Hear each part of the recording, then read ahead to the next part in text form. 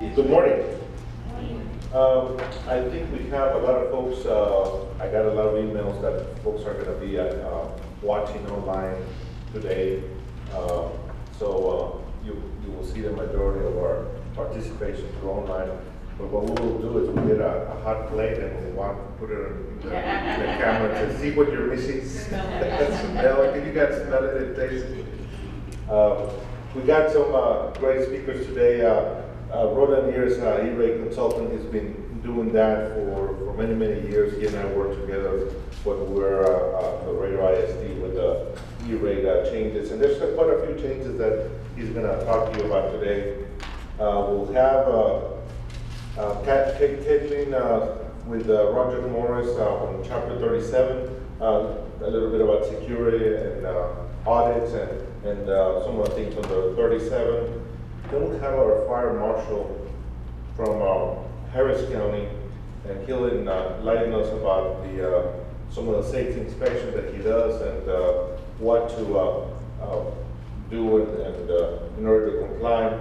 And then we'll have Whit O'Brien dealing with insurance adjuster after a hurricane, and they do a lot of FEMA recovery process. And sadly that we haven't had a hurricane here recently, but if that was the case, then how do we do that? We do have those iPads out there, so if you haven't borrowed one, there's several out there, and, or you can download our app with the information, and here's just do the QR code, and you'll be able to download it on your phone, whether it be the Apple or Android.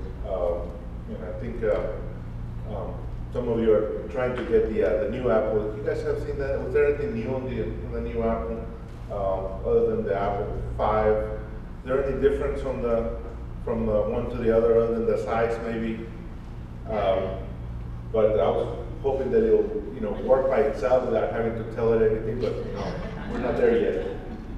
So okay. Well, let me introduce again Gordon here. He's been working with E-rate, and we've had a few stories going back many years about what to make sure that you comply with, because the federal government is very particular about those requirements dealing with federal money. So again, Gordon here, let me please help me welcome Gordon here.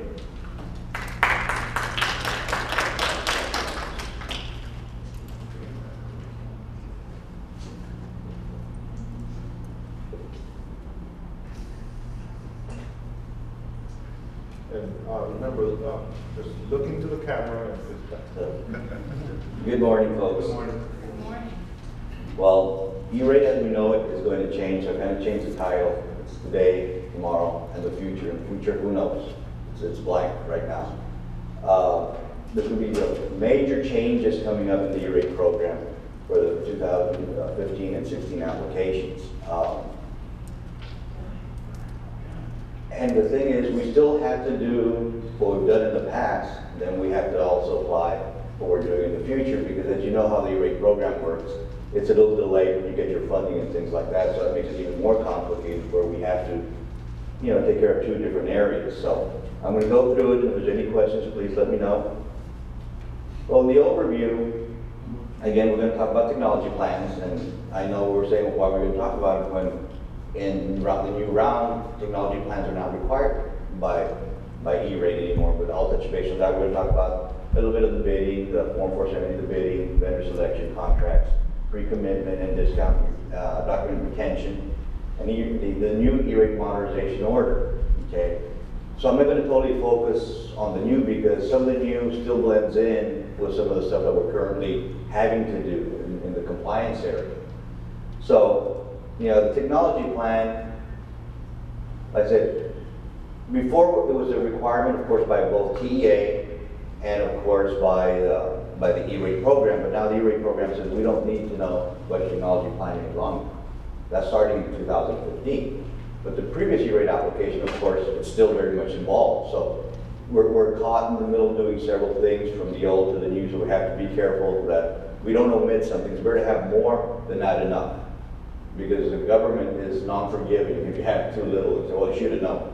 So always go on aside from having more information of what you actually need. And of course, the technology plan elements contain the following, goals and strategies for using technology to improve education or library service, needs assessment, staff training, which is staff development, and the evaluation plan. Again, it's still required as far as we know by TEA. Are they going to change their decision? I don't think they will, because of course you have the long-range technology plan by the state. So as far as that, we still need to keep up with it. Is that as important? Yes, it still is, because we want to know where we're heading. So it's still a good tool to know where the district is heading technology-wise. But again, the FCC says no, we're no longer required. There's an area that says you have a technology plan that's been approved by TA. Well, that's going to go away. The applications that the standard are going to change. What are they going to look like? We don't know yet. There's still, as we're going along, as we're starting the new funding year for E-rate, there's still a lot of things that are still up in the air. That'll make it so difficult because, as we all know, the government still is going to require for us to comply with everything, which we don't know what we're going to have to comply with yet. So that's what makes it a little bit difficult. So again, your technology plan, again, still required by TA, so just don't throw it out the window. So you still have to comply with that. But for E-rate purposes, on the new application, it's not required. When we talk about the competitive bidding process, that's still going to hold true what we do, because that's where a lot of districts get in trouble. Again, you must ensure the process is fair and open. And again, you have to work carefully with your purchasing and your finance staff. It goes hand in hand. You just can't go out as IT directors. We know everything. We want to go and do everything in their job. But there's laws and rules we have to apply to. So always make sure that when you're working with the bidding process, which basically you need to do RFPs, and I'll discuss why an RFP versus a bid. Make sure you get your purchasing department involved, and of course you have to get your finance for the money, but make sure that they're involved to help you comply with all the local, state, and federal guidelines of purchasing. So just don't go and think we know it all, because I don't. I worked for 24 years in the school district, and I had to work very closely with, of course, so I wouldn't get in trouble with purchasing and finance, because they slap your hands and then you're out in limbo. They won't help you anymore, so you got to work with it. And like the test Mr. Mesco and Ms. Torres, I worked with them before when I was in Laredo, and they cracked the whip, so I had to have them involved, even though I thought I knew everything, and I didn't. Avoid conflicts of interest. See, this is where we have to be careful, because the applicant, consultant, and service provider. Applicant and service provider, okay? As a consultant, there's a fine line I also have to follow with the service provider. It's basically, when I do consulting for a district, I put myself as a district employee. So the same guidelines the district has to follow, I put them on myself, where, no whining and dining, no gifts or anything like that, because, of course, service providers know they have a consultant, but let me meet him and, introduce myself. And of course, sometimes you find some that are way out in the field and they want to get the business, maybe not the right way. The best thing to do is, you can't talk to your service providers, and we'll go that in one of the other slides, and talk about what you want to do in general. Because you might want to go to Cisco piece of equipment, you might want to go with HP, or other vendors that are out there, manufacturers that are out there. And it's okay, because you want to get the specification, you want to make sure that what you want to do, their equipment's capable, so those things are okay. So you can do that. And the bidding, of course, has to be open, competitive, and you have to have a bid evaluation form. There's a lot of documentation you have to have for your bids. Why? Because the SLD, when it comes time to start reviewing your application, they're going to say, okay, how many bidders did you have? Oh, I had 8. Okay, send me your bid tabulations. Okay, did you have a committee? Who was on your committee? Okay, so, and send me all the bids you received. There's times that we've been asked before where we had 7, okay, send us every respondent's response. So you have to send a box or whatever, or scan where you have to do what you have to sell the information. So you have to retain that for 5 years. Now they're asking you to retain the data for 10 years now. So again, read the Form 470 RFP responses and the contract fine prints, because those will get you. So all of that is inclusive. You have to monitor that very carefully. And I can't stress enough the competitive and evaluation. You cannot gear it to one vendor. You have to say, I want to say a Cisco, 3700, 3750 switch, or similar. Okay. Before you could say I want a Cisco 3700, but a lot of vendors complain and stuff like that. So now you have to put the or similar or equivalent. That's changed in the last few years. Before you could have, well, I want this piece of equipment. A lot of manufacturers, a lot of vendors sell Cisco. So before it was okay because that was the premises. Since a lot of vendors sold Cisco equipment, you could put the model number. But more people complain because Cisco, of course, has a majority of the sales and network, and so now you have to say or similar.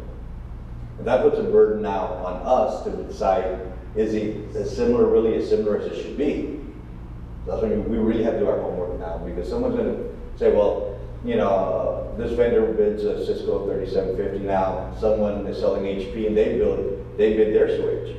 So how similar is similar? Well, they get the job done, so you have to really look at that now.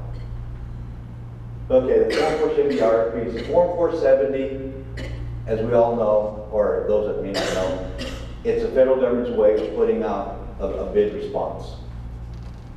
It's not as detailed as your RFP, but when you put that out, if you only put out the Form 470 and you don't put out an RFP, everyone's going to bid on the Form 470 and it's wide open because there's a lot of things that you cannot put on there. You can get as specific as possible, but it's going to take you a long time to do it on the Form 470. So basically what you want to put on there, they ask you, is there an RFP? And you have to say yes. If you forget that little box, and you put out an RFP, you're in trouble. Because you said that there was no RFP. So you have to be very careful. You have to make sure that everything you answer on the Form 470 you have to do. And you have to do both of them. Well, you don't have to do both of them simultaneously, but it's a good idea. The reason being is that you have to have a 28-day window for the vendors to respond to it. So if you said, yes, sir.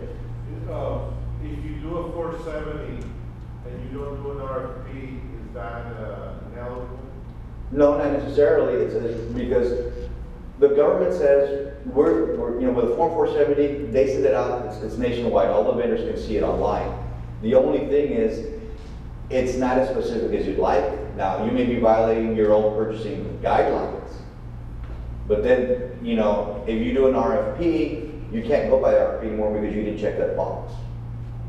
You're saying we're only going to use the Form 470. Yes, ma'am. Now, there's some consultants that will put the Form 470 and they'll say, do you want to attach additional information? And that's when we attach all of our RFP paperwork. Correct. And sometimes when they return it to them, the vendors don't necessarily return all the documentation, so we have to go back and request that. They just give us a little Yes, summary. It's a summary. That's why I usually prefer, it's more work, but we always do an RFP. I always recommend to the districts I do work, do the RFP yourself, have it, and work with the vendor that you have a consultant, and then do the Form 470. Because you can put a lot more of the district guidelines, a lot more things that you may want in there, in a formal RFP. First year we did that, a lot of the vendors, I can say maybe one or two out of the 6 that submitted forgot to do the RFP. They just submitted the Form 470. So, do See, you disqualify them? if you put that you have an RFP and it's a requirement that they answer the RFP, yes, you can. But you have to put there on your RFP that it is a requirement that vendors respond to your RFP. Because in Form 470, a lot of times, there's some things that you still can't put on there that you can on the RFP. So that's why I always request, I go through the extra mile, say, we're going to do an RFP. It may be a little more tedious, more work, but it's more detailed, and I think it covers the district, more than just putting it on the Form 470. On the Form 470, you have to be there's some specifics you can put, like you want, 30, you want 3750 switches, you want 10, and this and that. But over here, you can put more, for this campus, this campus, this campus, this campus. It's easier to do an actual RFP. I think it covers the district. You have more leeway to look exactly apples to apples than on the Form 470. And I have a question, sorry.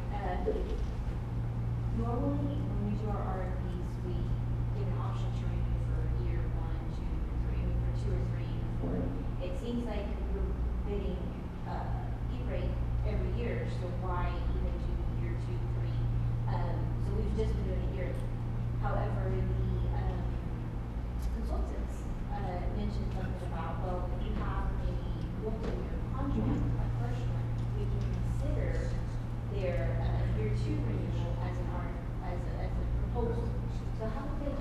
Okay, basically what you do, and there's, Can you repeat the question? okay, the question was, how do you do the multi-year contract? Because you can do 1-year contract and you have to do another RFP the next year and so on. How do you do multi-year contracts?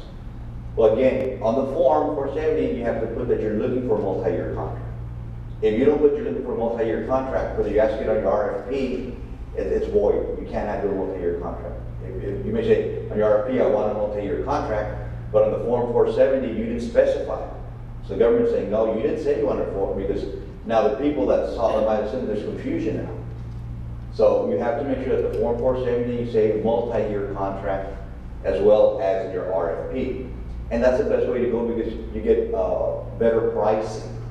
And normally you want a 3-year, with an option to renew, you put that on there. Because I was doing work for one district, they were doing yearly contracts. I went in and I looked at what they were doing. We did a multi-year contract this year, and they're saving $80,000 per year, based on doing a 3-year multi-year contract. And that's the best way to go, because then you don't have to do an RFP. You just go ahead and put on your form 470, on your form 471, you put the previous application, form 470 application number, and you're set to go.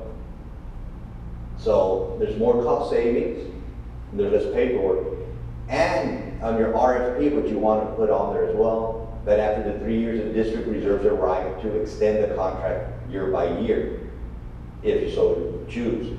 And that way, after the 3rd year, you may not have to go out on bids. You don't have to, it's up to the district's discretion. And if you decide to go on bids, well, then you go to a multi-year contract, or you can extend it 1 more year at the price, and you're happy with what they're doing. But always make sure that you say it's a multi-year contract, and the district reserves the right to cancel if the services aren't met. We'll review it on a yearly basis.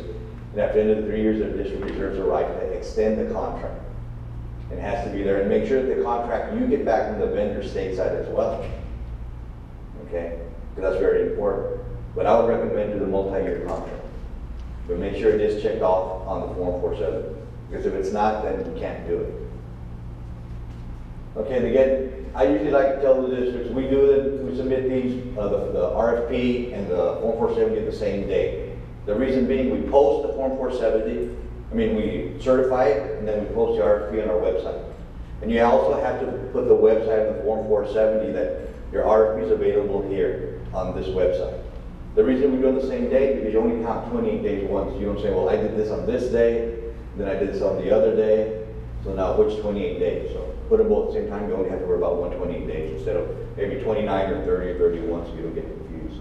So the best thing is to put both, because there's a lot of times what they do, they'll put the RFP out, and let's say they put it out today, and then tomorrow they'll post the form, they certify the form 470, we'll say, okay, we already got the 28 days. You got the local, but you didn't get the federal. The federal's going to say, you know what, you're disqualified. You didn't have it out before you awarded an event for 28 days. You awarded on the 27th day. Because you have to have it, the 28 days you have to have it for sure for the federal government. It has to be out before you award a vendor. It has to be out on the web for 28 days. When does it start, the 470? You can start it now. You can start the process now. The only thing is how much it's going to change. That's still in limbo. They're still making changes to the form. I would wait till probably October to start the form 470, because there's so many changes coming up. They're supposed to make the new mandates, supposed to make the forms easier. There's going to be some changes to the forms and things like that. I would go ahead and, there's a website called fundsforlearning.com. If the districts are not part of the fundsforlearning.com, I would recommend that you subscribe to it. It's only, I think it's like $250 per year, $300 per year for the school district. And there's a lot of great information on there. It's also, you can do your applications online on there. It's a little bit easier than going through the federal government website, to the SOD website. And there's a lot of great information on there. So I would recommend that you could log onto the website. It's fundsforlearning.com, altogether fundsforlearning.com, and subscribe to that. It shows you all the history the district has, your district has done, because it only allows you to see your district.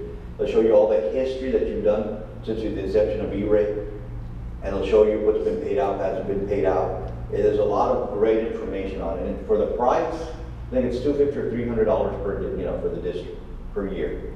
Yes, sir. The 28 days, is that calendar year, calendar day? Calendar days. Yes, I'm sorry, it is calendar days, including weekends, holidays. So again, make sure that you do both of them at the same time. You know, it's easier to keep your math because a lot of people, a lot of districts, that's where they falter. They post their RFP out and then they certify later, and then they award it based on the RFP, and you still have 3 or 4 days to go to meet the 28 days. So. How about the RFP, have you run across any districts that may say, well, I don't want to do an RFP, I'm just going to go to the Bible? Or go to, You can do that, but you still have to put the 4470 out there, and you have to make a note.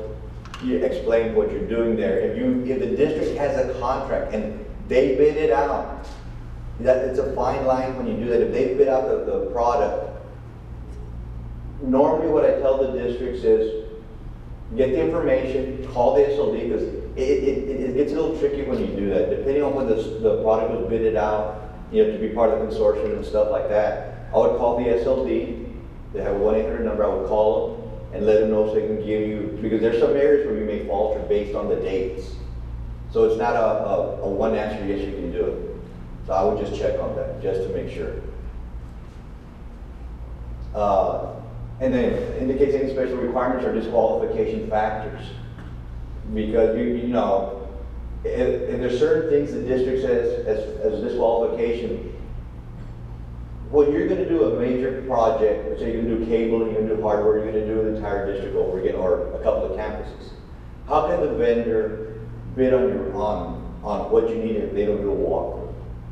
If they don't go measure, they don't go see your wiring closets, if they don't go see that.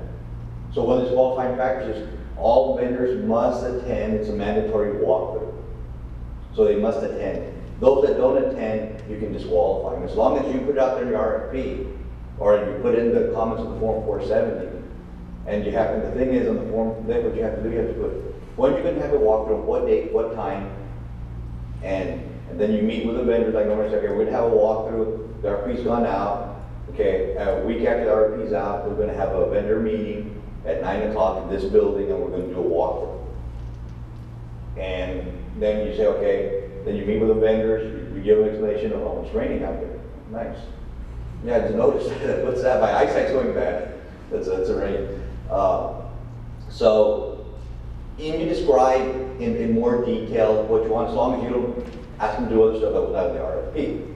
Because they can't bid additional stuff that was not in the RFP. But not the district has to pay for that 100%. So those are things, and a lot of districts don't require, sometimes they don't ask for a walkthrough, and then how are you going to really know the value, you know? One vendor saying maybe it's going to cost $100,000, another is $300,000. Well, I'm going to go with $100,000 vendor. What shortcuts they get? You know, you don't know how can they actually bid a project without physically seeing, or the distance between your wiring closets and things like that. And sometimes a lot of good questions come out of that we didn't think about. And this clarification, one of the things that I tell the vendors, you know, make sure that you send these questions via email. There's certainly a little general letters. That way they send them via email to me. Then I respond to all the vendors that were the bid list. And a lot of the questions, when I say a vendor calls me, I say, look, don't, you know, I'm not going to accept phone calls. Email me your question. Because there's interpretation problems. They say, well, you told me this and you didn't tell me that. Well, we're saying, well, you told them something more specific. So you give them, you know, so everything has to be, again, to cover yourself, email, document it, and then you respond back. Not only to the vendor that asked it, but to all the vendors so they know what the question was. So again, these are things to cover yourself. And then, for you to indicate who's requiring the services, posting of the Form 470, you know, of new Form 470 is not required. The previous year, Form 470 is a multi-year contract. So, like you were asking earlier, if let's say last year you did a Form 470 and you had a multi-year contract, you asked on your RFP that you have a multi-year contract. Well, this year you don't have to put the essential services of the Form 470. The Form 471, you just put multi-year contract and you refer back to the previous Form 470, and you're good to go. So you don't have to bid that product out anymore, or those services out. And those come in real handy when you're doing your telecom. your priority one services for internet access and things like that. That's where you get your best savings, when you do a multi-year contract. And request, for proposals. Again, why an RFP and why not a bid? I have bid and RFP, well, the same difference? No, they're not. One of the districts I was doing work, they hired me after they went ahead and did their bidding process, but I was in the negotiations portion. They brought me in to help negotiate. And once I said, okay, I looked at the document and said bid, and they told me it was an RFP. I said, we can't negotiate with the vendor. You can't, because a bid is, what they give is pretty fixed, and is that correct, Mr. Mesco? By law, you cannot negotiate with a vendor. The bid, they say, this is what it is, and this is what it is. An RFP, you can negotiate, you can call and ask questions and go back and forth. Okay? And you have that option, you can ask for best and final pricing. On a bid, you can't ask for best and final. And that's another thing I always do. We get the tallies, we start looking for the ones, and we start knocking out the vendors that are way out of that field that we feel are not meeting our needs. And you have a grading table, and based on that chart, and I'll talk about that in a minute. And then towards the end, the final, say 2 or 3 vendors, you can ask for best and final. That's it. You email best and final due by this time. You're not cutting any services down. You're saying, give me, this project is $1 million. Well, you know what? Give me your best and final. Is that your best? And sometimes you save money. Sometimes you only get one vendor. But they don't know that they're the only vendor. So you still go back and ask for best and final. And you still save money. And I do that a lot. And the districts do save money. Because they don't know at that time that they're the only vendor. So, because then that's when you say, well, when you do a walkthrough, well, sometimes you have 3 or 4 vendors in the walkthrough. The other vendors decide not to submit, so they don't know. So, those are little tricks to trade where you can save a little bit of money.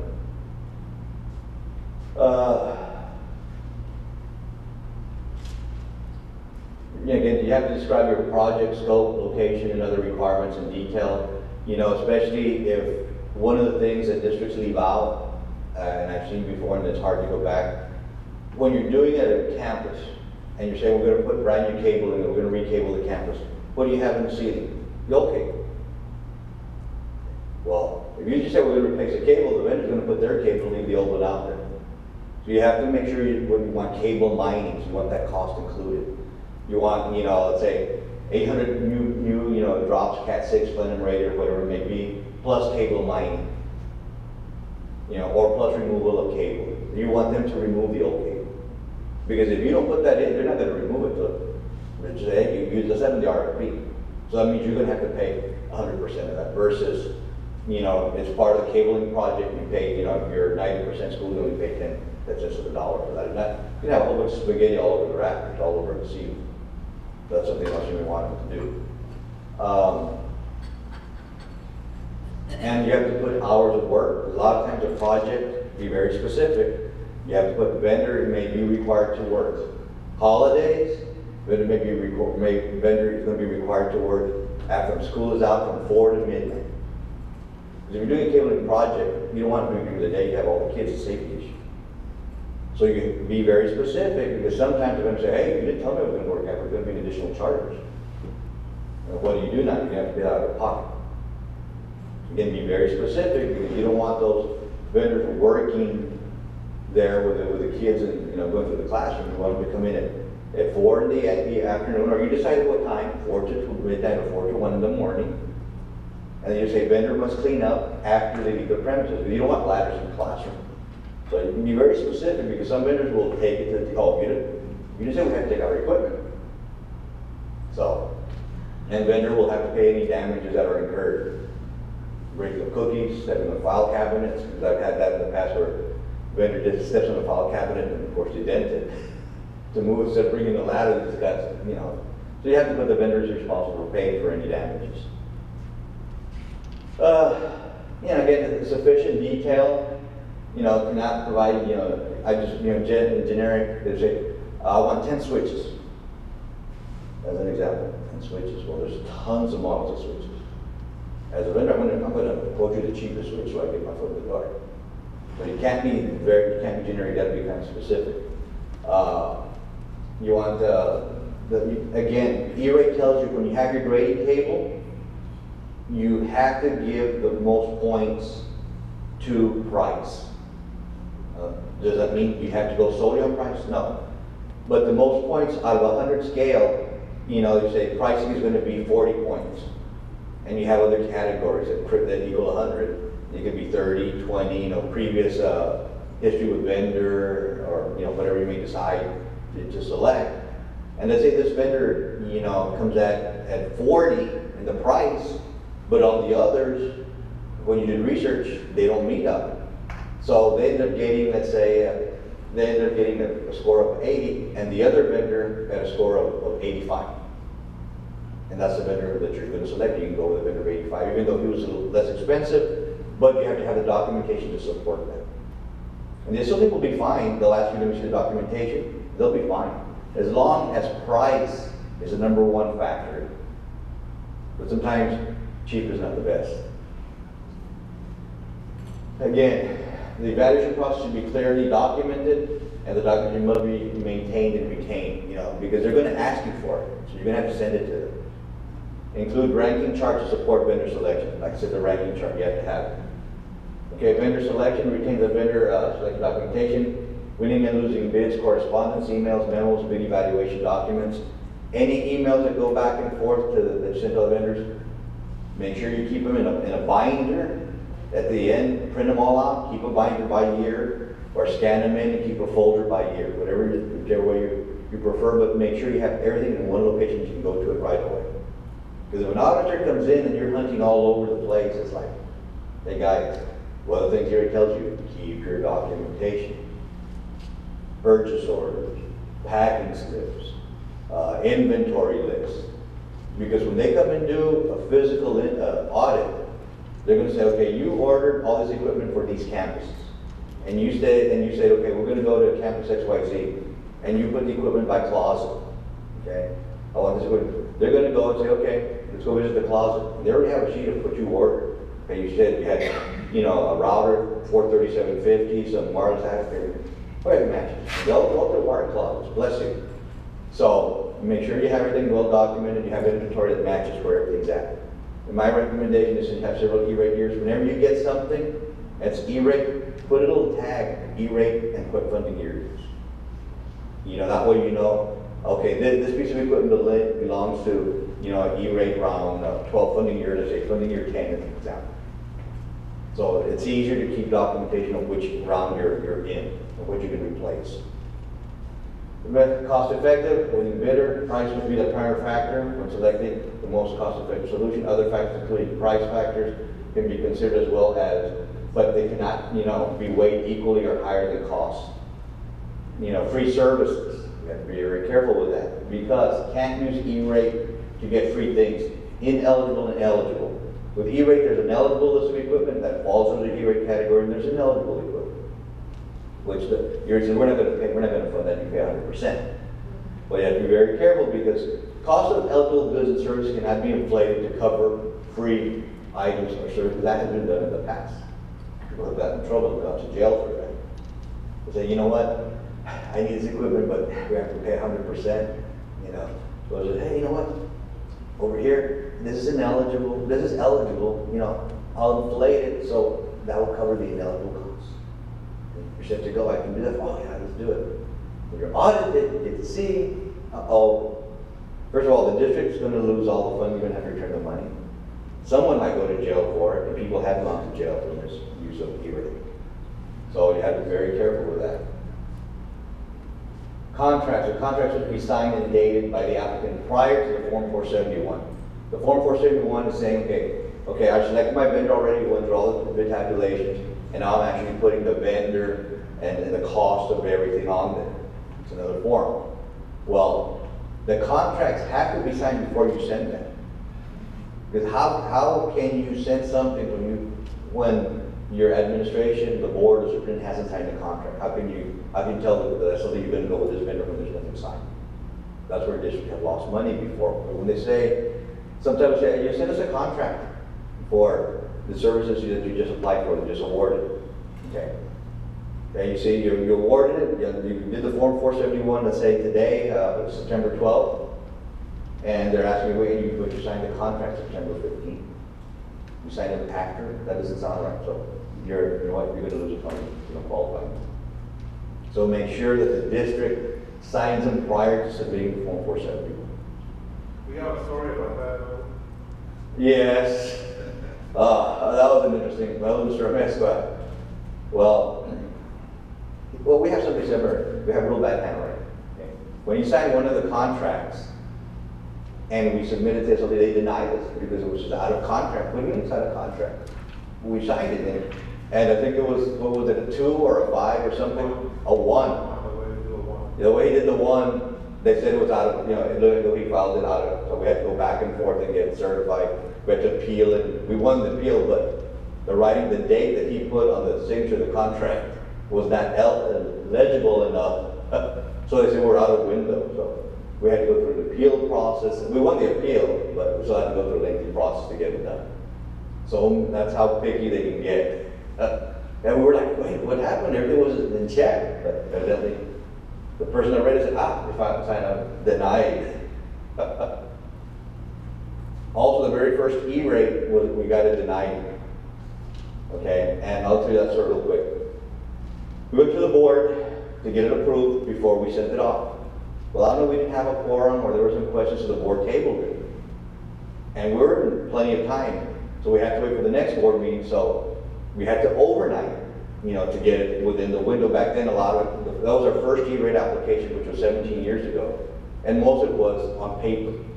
There was not, we started off on paper, so send FedEx. Well, with our luck, Memphis is a hub for FedEx. Well, tornadoes hit, so all FedEx was there, so we missed the deadline. So we're denied. We talked to FedEx. The president of FedEx sent a letter to the SLD and said this would happen. Denied. We had to file an appeal. It took a year before we won the appeal, and we won it, but it took a year. So we had to foot the bill for a whole year. It was like a $3 or $4 million project, and we needed to do it. So, and sure enough, Murphy hit. But we were able. We got our reimbursement back after about a year and a half. So make sure you do stuff with plenty of time. That's the moral of the story. Contract review, voluntary contract extensions. You can. On the RFP, make sure that you put that you will allow vendors to extend the contract because of extenuating circumstances. Construction, you got funded late or whatever, because normally it's July 1 through June 30th, but you can extend. You can automatic extension September 30th. But if you need to extend a project for another 6 months or something because of construction, if you don't have that on your RFP, they will not grant you the extension. So you have to say the district reserve the right with the vendor and make sure the vendor has that on their contract, that they will abide by extending the contract if necessary. Because if not, that's what they say, hey, the vendor's saying that they don't want that, there's nothing in there that's going to extend the contract, if they actually look at the contract. So you'll be in trouble. Service extensions, deadlines, applications may request a service delivery extension from USAC. For non-reoccurring services. What are non-reoccurring services? Your cable and recurring services are your telecom services. Non-reoccurring is whenever you do wiring, network equipment, and so on and so forth. And the Form 500 is the one for the extension. Certifications and forms, again, this is just to comply with certifications. And the very last persons who have been convicted of criminal violations or held civilly liable for certain acts arising from their participation in this program are subject to suspension and debarment from this program. So they take it very seriously, that's the thing we have now. It's become a lot harder and more stringent on things that have happened. Because now, a vendor's not allowed to spend more than $50 a year. If a vendor wants to take you to lunch, most of the companies, before they would take everybody to lunch and stuff like that, but because there's a lot of misuse, because of a couple or 2 or 3 that really misused the problem. Now the vendors cannot you cannot spend more than $50 in one E-rate year on a person for lunch or anything like that. So a lot of vendors aren't buying lunch anymore. They're saying, I'm sorry, we can't provide lunch. We can't.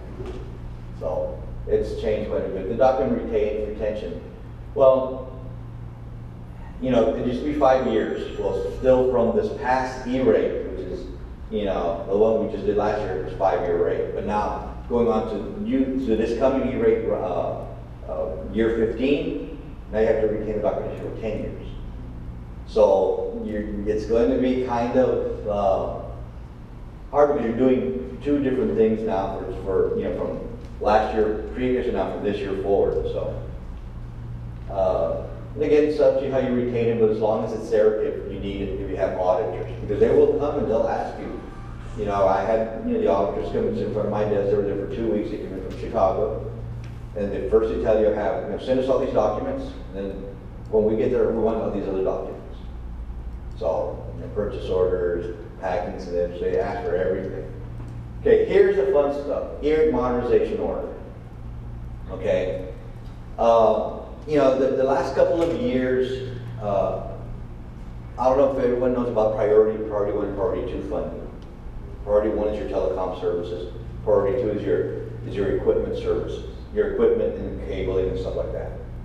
Well, the previous year, they said we're not funding priority 2. You did the application, but the government said we're not funding it. Last year's it's not funded. You know, again, they're running out of money, so for 2 years in a row, priority 2, you're going to do wiring for your campuses. You're going to do hardware. They're not funding it, so you have to pay 100% of that. Priority 1, they're still doing it. There used to be $2 billion in the kitty to do that. But now they say, no, there's not enough money, so we're not doing that. So they're reorganizing the way they're going to be doing E-rate. So it's called the E-rate modernization order by the FCC. So they're going through a lot of changes. Are all the changes good, bad? And we'll have to play out, because anytime anything is new, there's going to be a lot of anxiety, a lot of things that aren't going to work right. So those are the things we have to be careful. Okay, and their goals, these are their goals: ensuring affordable access to high-speed broadband sufficient to support digital learning in schools and rural connectivity for libraries. Okay, they're focusing more on the Wi-Fi portion of it. They're still saying there's not enough for Wi-Fi. You know, there's a lot of districts that don't have, where, you know, they have access for everybody. So that's what they're going to be pushing.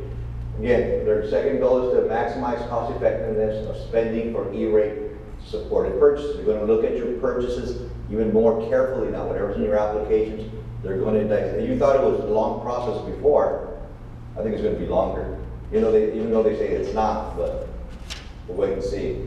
Making the E-rate application process and other E-rate processes faster, simpler, and efficient. Well, I hope they do that, because as it stands right now, sometimes it takes 1.5 years to get funded from the previous year, and then you're working with 2 or 3 E-rate years at a time, so we'll wait and see. Goal 1 says ensuring affordable access to high-speed broadband, broadband sufficient to support the digital learning in schools and robust connectivity for all libraries. Okay, we want to set an annual funding target of $1 billion. We should have $2 billion. So now they cut it in half. Okay, but the last 2 years they put $0 billion. So we've had zero money the last 2 years because that has not, we have not been funded for priority 2. And now that word is going to change. Not priority 1, not priority 2, and we'll go that into the slides. Okay. Test a more equitable approach for funding internal connections for applicants who seek support for funding years 15 and 16. Right now they're telling you E-rates are going to be around for year 15 and 16. They're not going to 17, 18, or 19. They're just telling you we're working on only these next 2 years. Because I don't think they're sure if this is going to work or not. That's my opinion. I don't know. Or maybe they see something that we don't and it's going to go away. Reorient their E-rate program to focus on supporting high-speed broadband by phasing down support of voice services and eliminating support of other legacy systems. Like the old phone systems. There's still a lot of people they don't want to fund those anymore. There's a lot of things that they don't want to fund and concentrate on the broadband and things like that, which makes sense. But I think there's other ways of doing it. Maximize the cost effectiveness of spending of E-rate money support purchases. Okay, because in any large government there's always abuse. There's some type of abuse somewhere. Adopt transparency measures to encourage sharing of cost and connectivity data. Okay, sharing of costs, consortiums, you know, other things doing together. So there's more stuff that's going to be coming out on how they want to do this. Encourage consortium purchasing, emphasize that providers must offer the lowest corresponding price.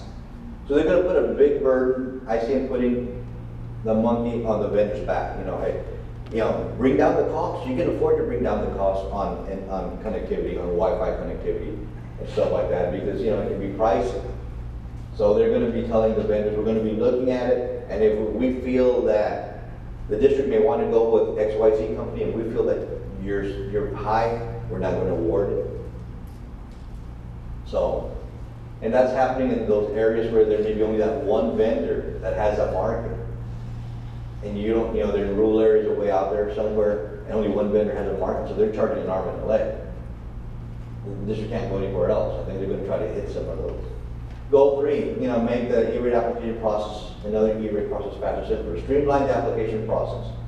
Streamline the discount rate calculations. Simplify the invoice and disbursement process. So hopefully that becomes true. And if you go to the SLD website, is the universal, I'll give you the website. I have it here.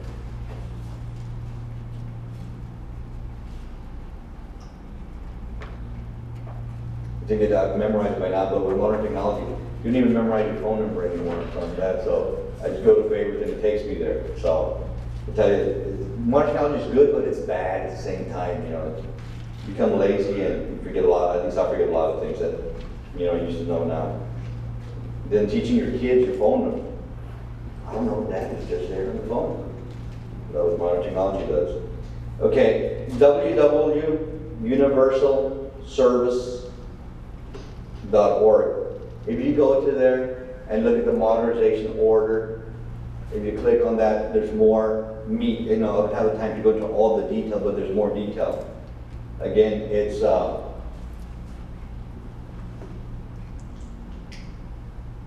universalservice.org, www.universalservice.org, and they'll give you more meat. You know, again, we can't go into a lot of detail, but there's a lot of detail there to read between the lines what's out there.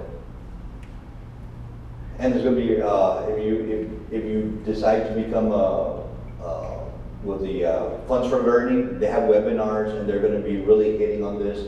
And there's training in different cities as well that you can go to. So all that's in the Universal website. But if you do, I would again recommend go with the Funds for Learning. For $250 or $300 a year, it's a great tool, especially for the businessman. They can see how they've been going the past years.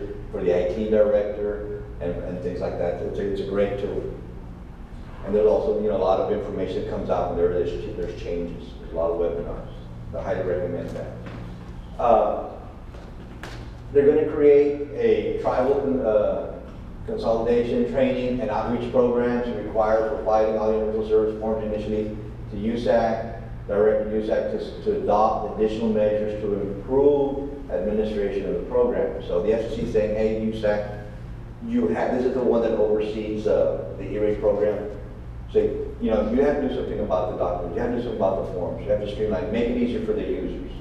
So they're doing that. And then, of course, protect against waste, fraud, and abuse. You know, they're going to put other measures, because of course, still things are falling through the cracks. So I guess they want to do that to make sure that they have that. Okay, so general changes.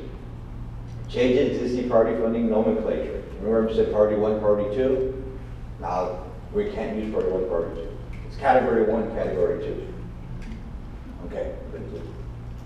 They'll say, well, none of these are priority. They're different categories. So now we're using category 1, which is your telecom services, and category 2, which is, you know, your switching, your cabling, your video conferencing equipment, your wireless access points. So that's changed. Okay, category service will continue to fund all requests. We're not cutting that one. We're still going to fund all requests, which is good. Category 2 services will be funded $1 billion for year 15 and 16 due to additional funds allocated. Okay, they got this, so they're going to give us $1 billion. Where we used to have $2 billion. So maybe they cut it in half. And where, you know, where they got the extra money, they didn't fund the last 2 years. It just didn't fall out of their back pocket. So we're not funding districts for 2 years, that's how we're gonna recover some funds. And they did. So they're supposedly being generous. Going forward, target budget for category funding is $1 billion annually. We'll see how that goes. Okay. Insufficient funding is available to meet the need for particular discounts, rates in category 2. We'll prioritize funding within a discount rate based on percentage of students. That's going to be changing. It used to be, you know, they're going to use different formulas to do that. It used to be what they call the free and reduced lunch, you know, that's 90%. Now they're going to look at your 88. They're going to look at student bodies. That's how they're going to fund you.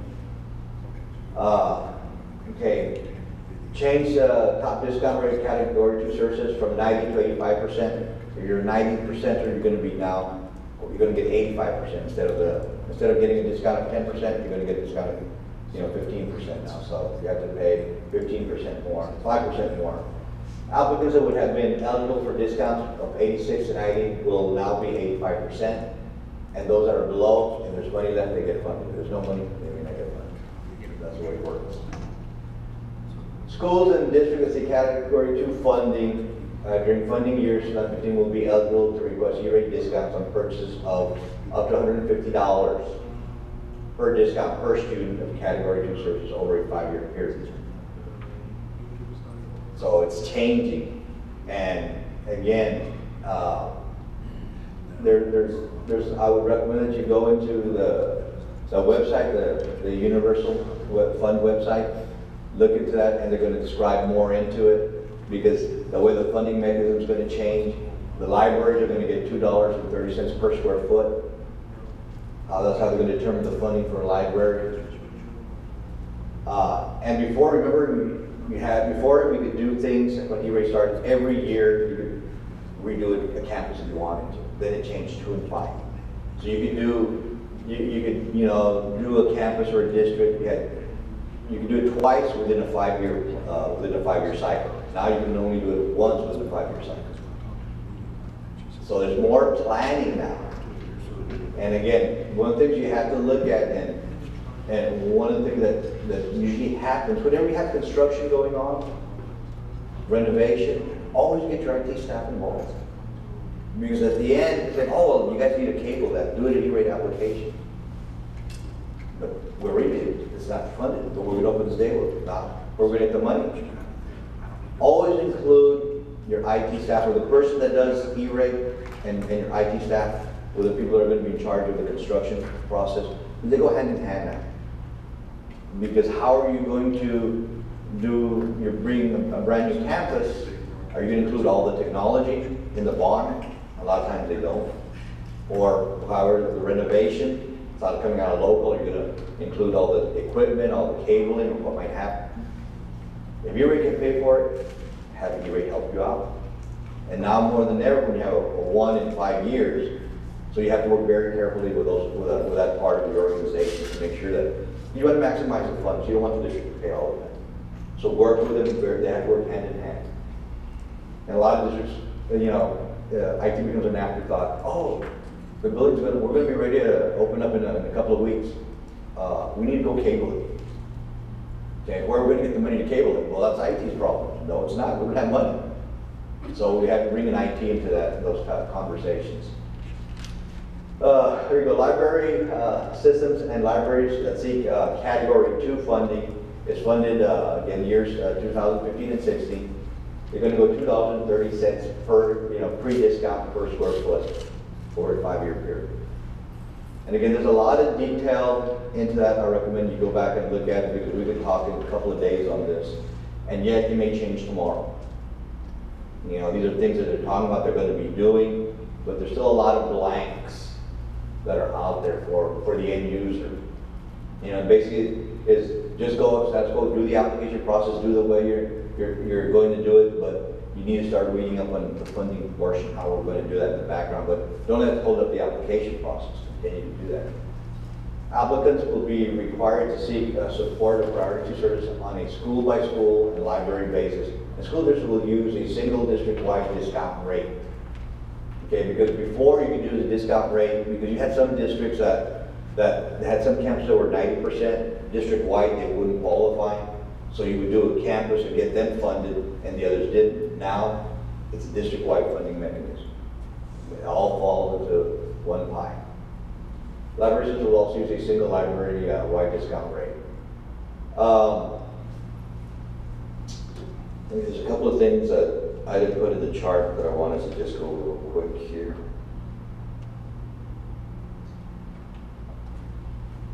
On the eligible service list, you know, some of the things are still going to be the same, you know, for your category 2, which is your routers, your switches, wireless access points, internal cabling. Those are going to still remain, but they're going to look at it more carefully now because they want to emphasize broadband. They heard Time. you. Huh? They heard you. Yes. That, if you could have, you would have planned it that way. I know, it would have been perfect, but it didn't, just came up.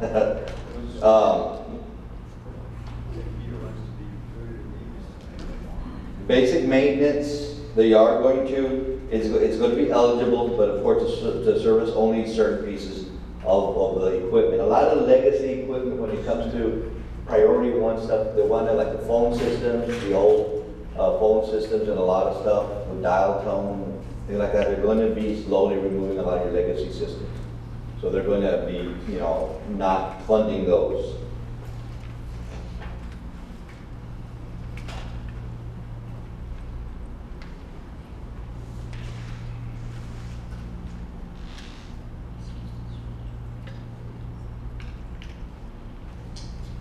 Again, when you're going to do your application, how much has the actual forms changed? One of the things I want to make sure that everything is done online now, because you still have some paper portion that you can do that you still are allowed to do. Well, they're going to move more to streamlining, by everything has to be online. Okay, they're going to put more of the application process, well, all of it eventually is going to have to be online to streamline, to make it quicker. Again, how successful they're going to be, we'll just have to wait and see. Now, how are all these things going to affect the districts? Well, we already know there's only $1 billion in priority 2, so that's going to affect us negatively. Or, I'm sorry, not priority 2, category 2, the new nomenclature. Because there's always more money in the kitty for us to do more things. Okay.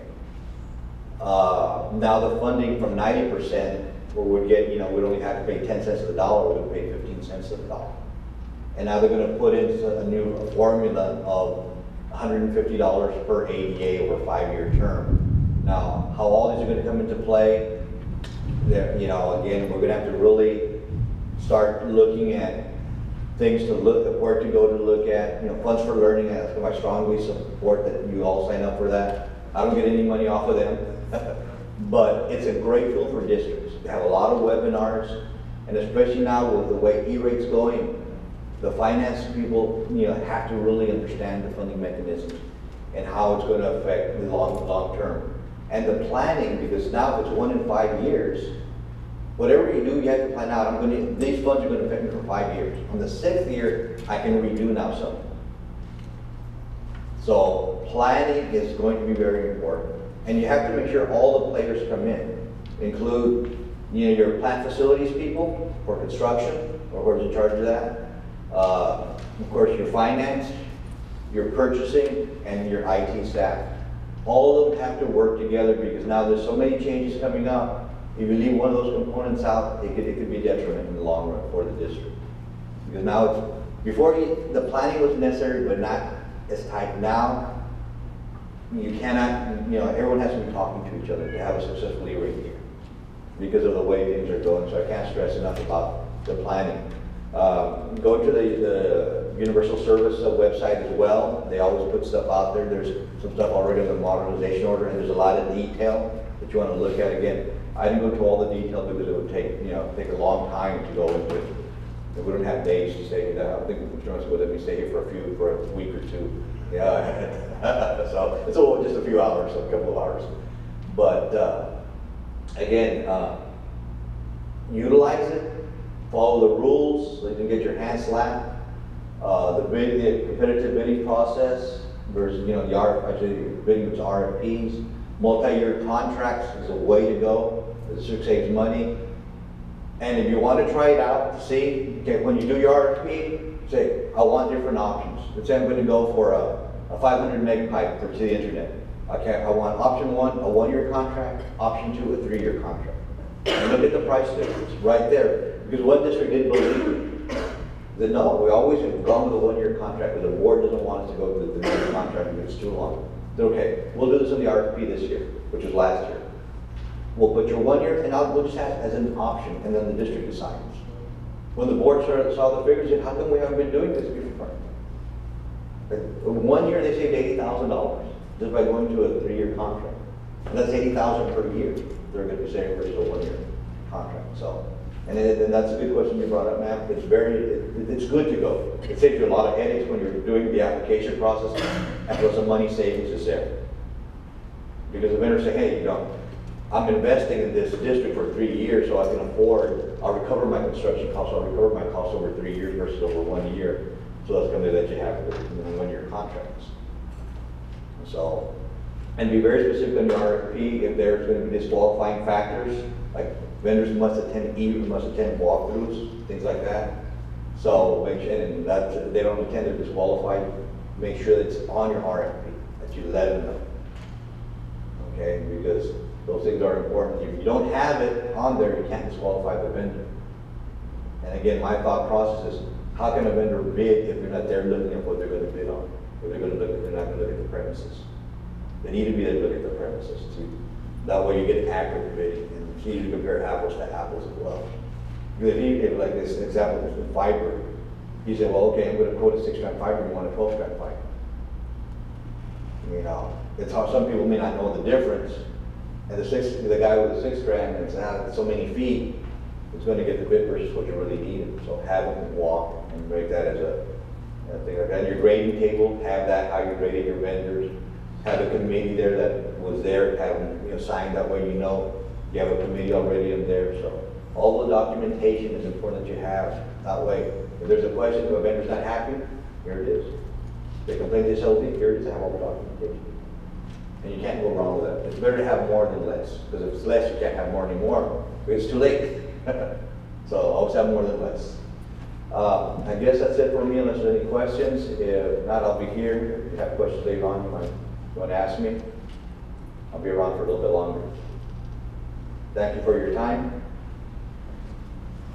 Thank you, Jesus. Yeah, my name is Caitlin Sewell, and I'm an attorney with Rogers, Morrison, Grover. We practice school law, and I've been there for a while, but before that I was a prosecutor. So I'll try and give you some perspective from a prosecutor and involved in the criminal justice system as well, as I'll be talking about the safety and security changes that have occurred in schools in the most recent legislature. So there's actually been some really significant changes in Chapter 37, which deals with safety and security in schools. And so I'll try and relate that back to how that will affect potentially the school finance, because budgets may need to be adjusted to address these changes. So first of all, one of the big topics that's addressed by Chapter 37 is the multi-hazard emergency operations plan, the school safety and security plan, which involves that. Now this is a requirement that all schools have district employee training, school drills and emergency exercises, and they coordinate with local personnel, police, fire, etc., in order to address potential safety and security issues that could come up that would threaten the safety of both teachers and students and other school personnel. And then there's also a requirement that the school perform an audit every 3 years that's been reported to the Board of Trustees and the Texas School Safety Center. So what this plan is supposed to address is not only the school shootings and those kind of situations that we see a lot in the news, but also tornadoes, hurricanes, anything that could threaten the welfare of school personnel, as well as human-caused issues. And an example of that might be what happened in West recently with the explosion that would technically be a technological disaster, wasn't a shooting, but still affects the school. I mean, is a situation, emergency situation that the school needs to be equipped to deal with. And so there's 4 goals: mitigation, preparedness, response, and recovery, that this plan should be tailored to address. So the audit requirement is required every 3 years, includes an intruder assessment. So that's someone coming in to the school that nobody knows and seeing how they react to that intruder. So obviously it shouldn't be an employee of the school, because then everyone's saying, hey, you're here on Monday. The audit should be conducted by a broad spectrum of people, so that might include emergency personnel, school employees, the entire spectrum of folks involved in creating this plan. There's also an on-site visit, surveys and interviews of employees, and then a document review, which is the floor plans, code of conduct, disciplinary data, all of the documentation showing how the safety and security plan, what it consists of and how it's working. So this safety and security plan has actually been on the books for a while. It's been on the books since 2007 that the schools have had to create this plan and implement it and test it.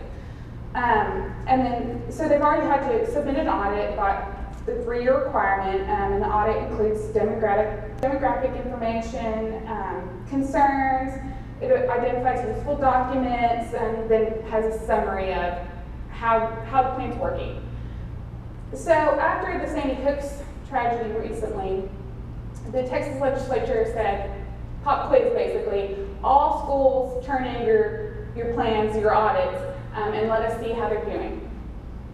Unfortunately, the districts that were called on to submit the audit reports, of the 1,025 required to submit reports, 38 didn't submit anything, and 40 more were non-compliant with what the legislature required. So essentially what that told the Texas legislature is schools aren't prepared in Texas for that kind of tragedy. If there was a shooting or some other disaster, the safety and security plans that the districts are required to put together aren't where they need to be.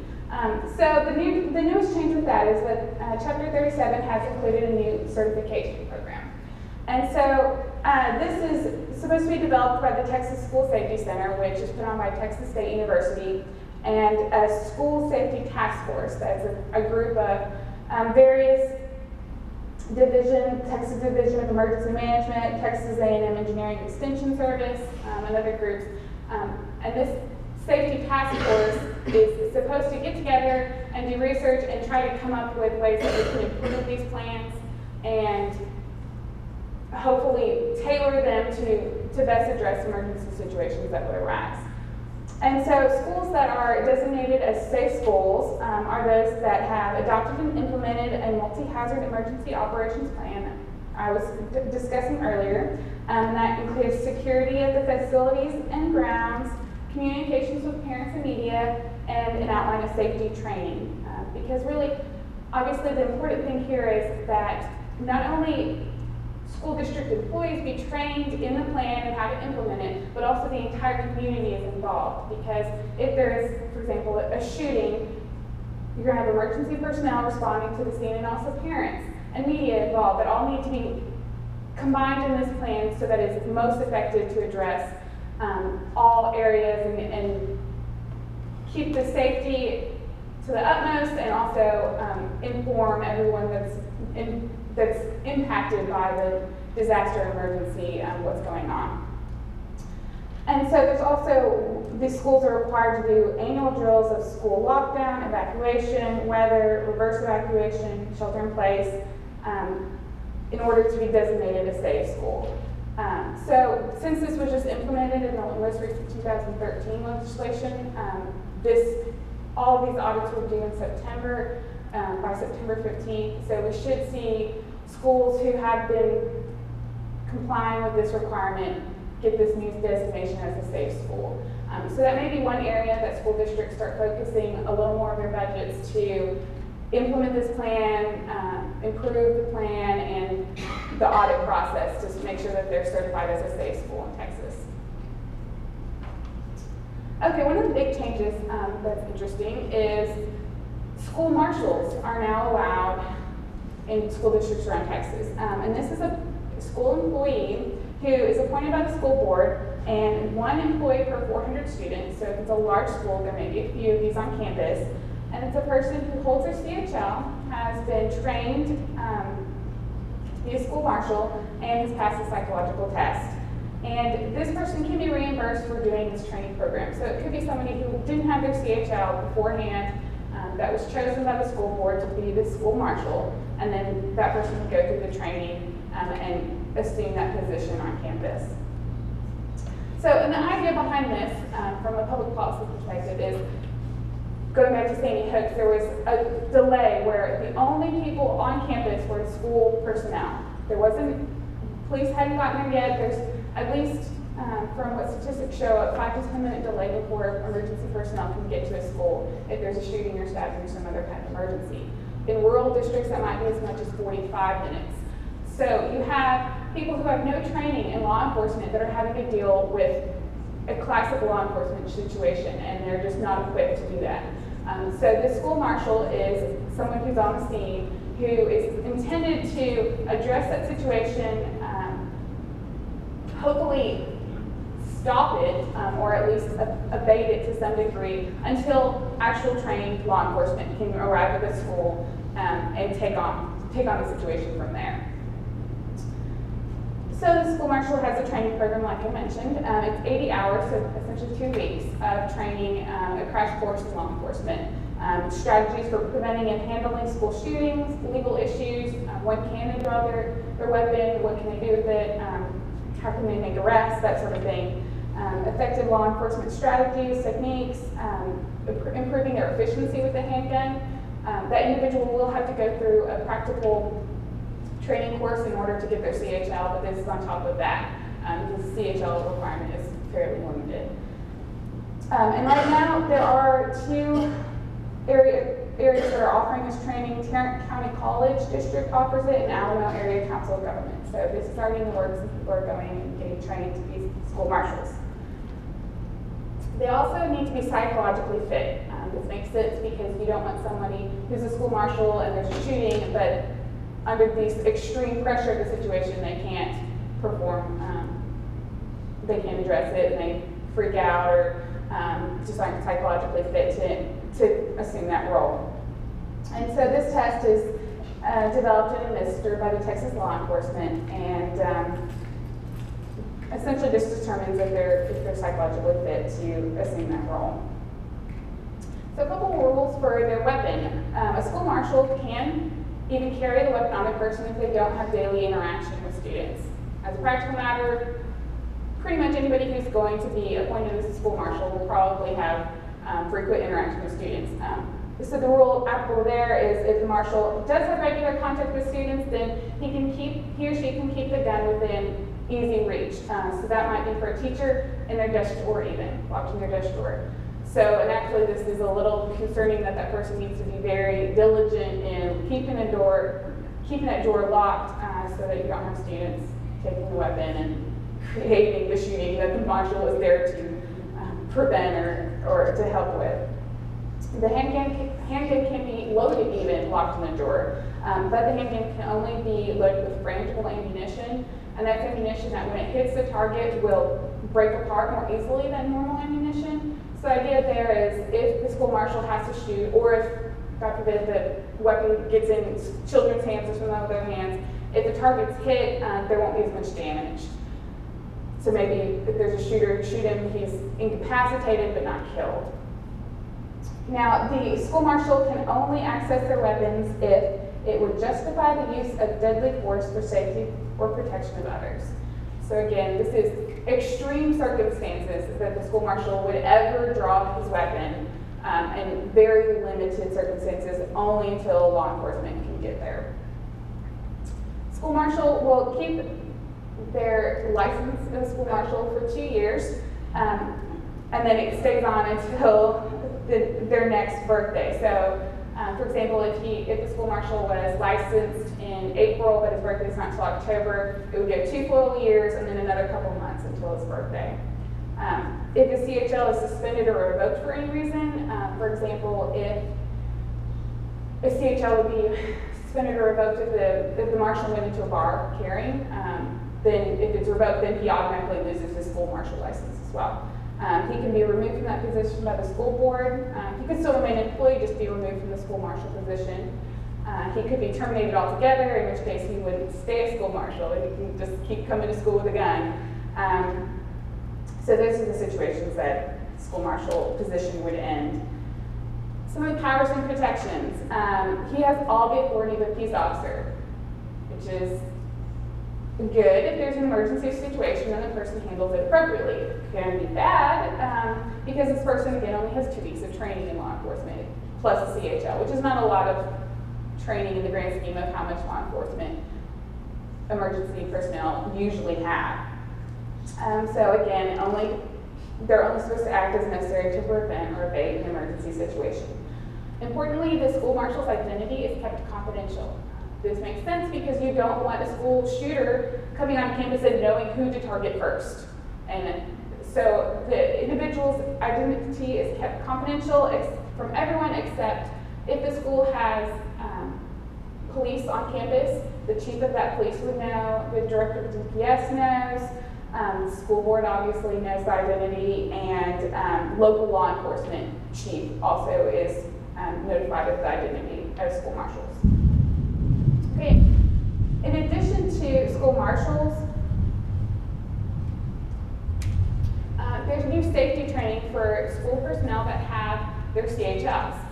So this may be something that schools allocate some funds to send their teachers or other personnel that have their CHL to this safety training. And it's more training for not only improving their proficiency with the handgun, but also dealing with protecting students and interacting with first responders, basically kind of quasi-law enforcement training.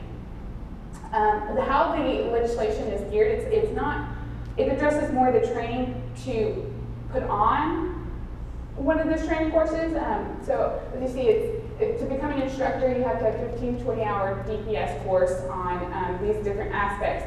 So once an instructor is qualified to teach the course, he really has a lot of flexibility in how to conduct the course and what to train teachers and other school personnel that choose to partake in the class, which can be good or bad. So it may be important for schools to really make sure they get a good instructor who has developed a very instructive course. So there may be some courses that are better than others.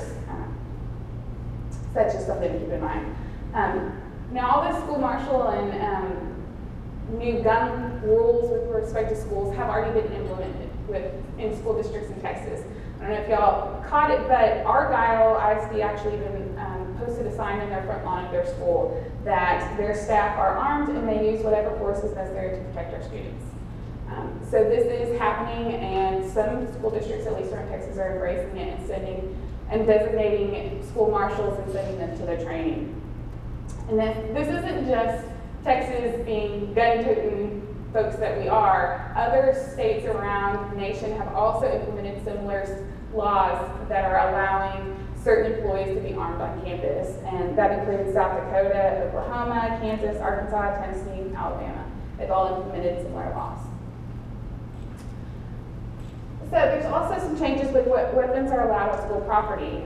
Certain weapons are designated forbidden weapons that even carry criminal consequences if someone is caught carrying that weapon on school campus. And that is typical firearms that you would think of: firearms, certain kinds of knives, clubs, knuckles are all prohibited weapons. But also tire deflation device is considered a weapon that if you're caught on campus carrying, carries criminal consequences, anywhere from, depending on the weapon, a Class A misdemeanor up to a felony, depending on the weapon. So one change is that now you can carry a switchblade on campus, which kind of makes sense because so many people have pocket knives, which technically qualifies as a switchblade. And the other change to what weapons are allowed on school property is formerly only active peace officers, special investigators, and honorably retired peace officers could carry on campus. And this includes sporting events and any school activities. We're not just talking school hours of 8 to 3:30. And by honorably retired peace officer, that's somebody that served for 15 years and then honorably retired. Now, two additional classifications can carry on campus. That's qualified retired peace officers. So that's someone who served for 15 years and then retired without any blemish on their record, but may have gone on to another career. And former law enforcement officers with 15 years of experience. So again, it's just more people that are walking around on campus caring and hopefully protecting students and school personnel. So some other changes in Chapter 37 is that there's greater protection for children with respect to trafficking and porn. So protective orders are now available for victims of trafficking. Formerly, protective orders were only allowed for violence coming out of a family relationship, for example, a mother or father abusing their child, or a dating relationship. So there was that connection between the victim and whoever has the protective order against them. Now victims of trafficking can also get a protective order. So this may be something that schools have to adjust their budget slightly to help enforce protective orders that are placed and keep records of that, who is allowed within 500 yards of the school because of a protective order. What's also notable about this is a victim of a trafficking can get a protective order at a lower burden of proof than what is required to actually get a conviction of trafficking. To get a protective order, the judge merely needs to find that there's a reasonable danger of immediate safety, bodily injury incurred by that victim.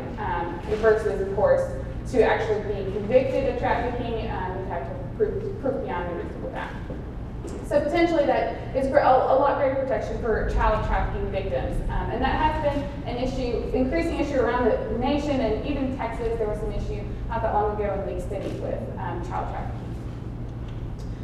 The other change is the crime of child pornography has now been brought by the Texas legislature to specifically address child porn access on your phone. So if someone specifically intentionally accesses child pornography on their phone, that is now a third-degree felony for just possessing it. And of course, there has to be an intentional accessing it, so it can't be, the natural defense would be, I didn't know what this person sent me and I just pulled it up. But what's also interesting with that is, because child pornography is one of the qualifying offenses for child trafficking, if someone is caught with child pornography and meets the qualifications of that crime, they can then be convicted of child trafficking, which is a first-degree felony. So for pulling up child pornography on your phone, instead of looking at a 2 to 10 year punishment range, you're potentially looking at life in prison. So that's a really big increase in protection for child trafficking victims.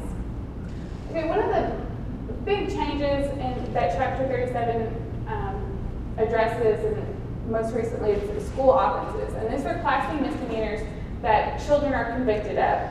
This may be disorderly conduct, disruption of class, disruption of transportation, trespass, minor possession of alcohol, that sort of thing. And Class C misdemeanors are a fine only, up to $500. And again, it's committed by a child that's actually enrolled in a public school. So what's happened in recent years is there's been this huge influx of Class C school offenses coming into justice courts and municipal courts. Justice courts would handle the more rural areas.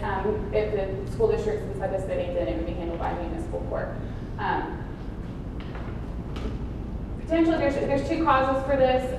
There are more police officers in school that are employed by the schools, and these police officers are entitled to just write a ticket to a child who's committed a Class C and send that child to court. So because, just as a practical matter, that these police officers are already on campus, these kids have been getting tickets and being sent to court. There's also, in recent years, been a push by administrators to shock kids into behaving well by sending them to court. And so that's been a technique that has grown in its popularity in recent years. But the problem is that justice courts that were dealing with these Class C misdemeanors were just overloaded. They were having to add an entire new docket just to deal with all these kids coming into court for these Class C misdemeanors. And so the Texas legislature said it is actually sending students at court for school offenses is a misuse of judicial resources and needlessly exposes these kids to the criminal justice system. So they decided that we need to have a big shift in how this is working. And they've done that in a couple ways. First of all, students under 10, as a matter of law, lack the mental capacity to commit a school offense, according to the Texas legislature. So that means because they can't fulfill the intentional or knowing element to the crime, they just can't be convicted of it. So that entire class of students are wiped out. Then students ages 10 to 14 that no longer, or well, they're presumed to lack capacity. So they're presumed to not be able to knowingly and intentionally commit this crime, but then the prosecution can rebut this. Unfortunately, think about this for a second, it really doesn't make any sense because the criminal offense already has the burden of proof on the prosecution. The prosecution already has to prove that the kid knowingly and intentionally committed the crime and already had to rebut the presumption of innocence. So really the Texas legislature just wasted time and money creating this pointless law. So, pay your taxes happily. So, the next group, 10 to 16, and this is going to be the bulk of your student offenses. Teenagers who are fighting or carrying alcohol on campus, that sort of thing. And so, first let me back up for a second and kind of talk about the process. To get convicted of Class C, the kid would obviously do something. The police officer would see it and write a ticket, and then the kid would be sent to a pre-trial where he would meet with the prosecutor, and they might come to a plea arrangement if the kid decides he wants to contest the charges and then go to trial.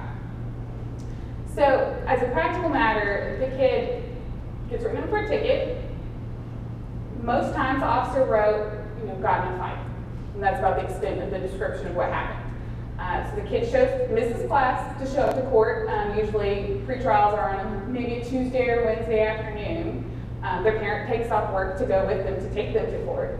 And the prosecutor, who has, most times prosecutors, at least when I was prosecuting how we did it, we would come down for one day at the justice court, and most of our time was spent in either misdemeanors or felonies.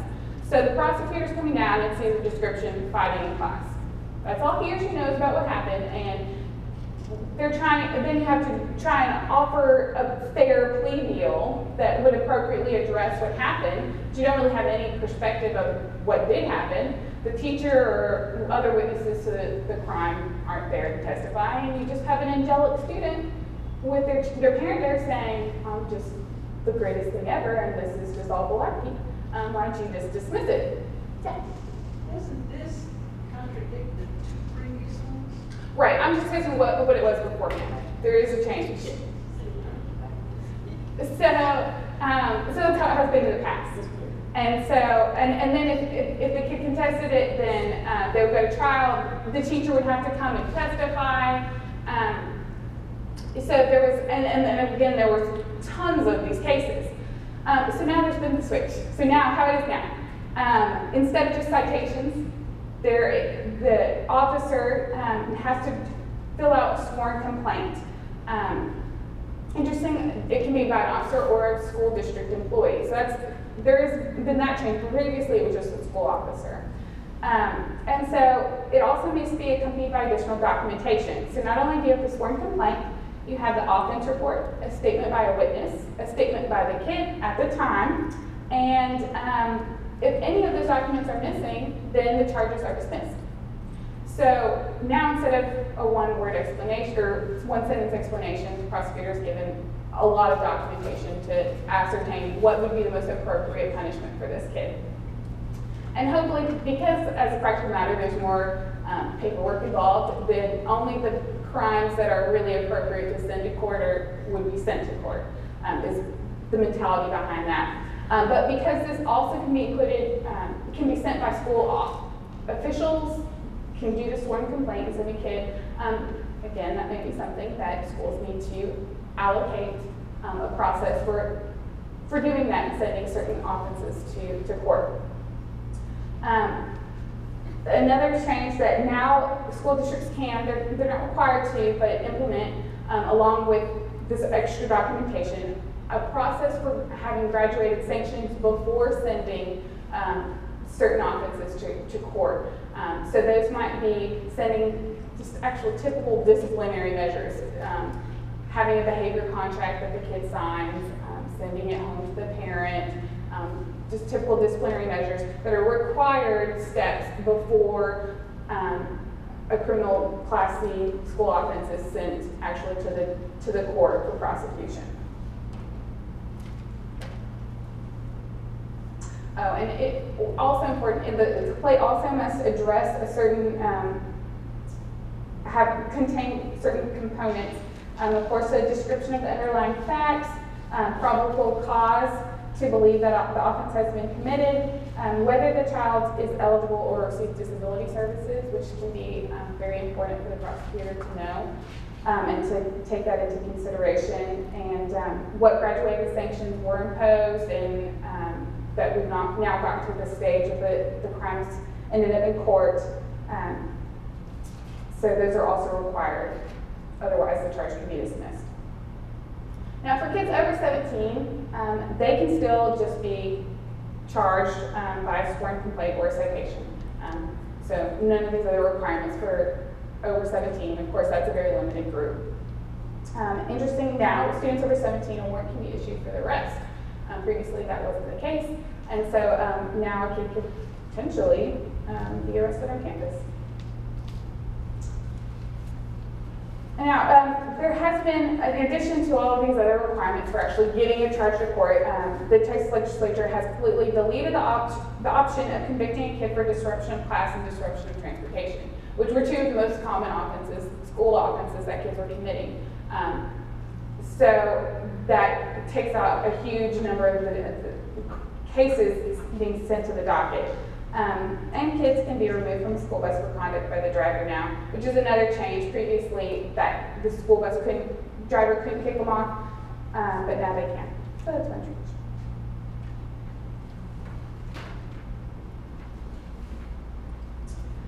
Although kids can be convicted of disrupting class or disrupting transportation, and that would be like on the school bus, now non-students, so parents can be convicted of this Class C misdemeanor. And this is by any action taken on school property or within 500 yards of school property.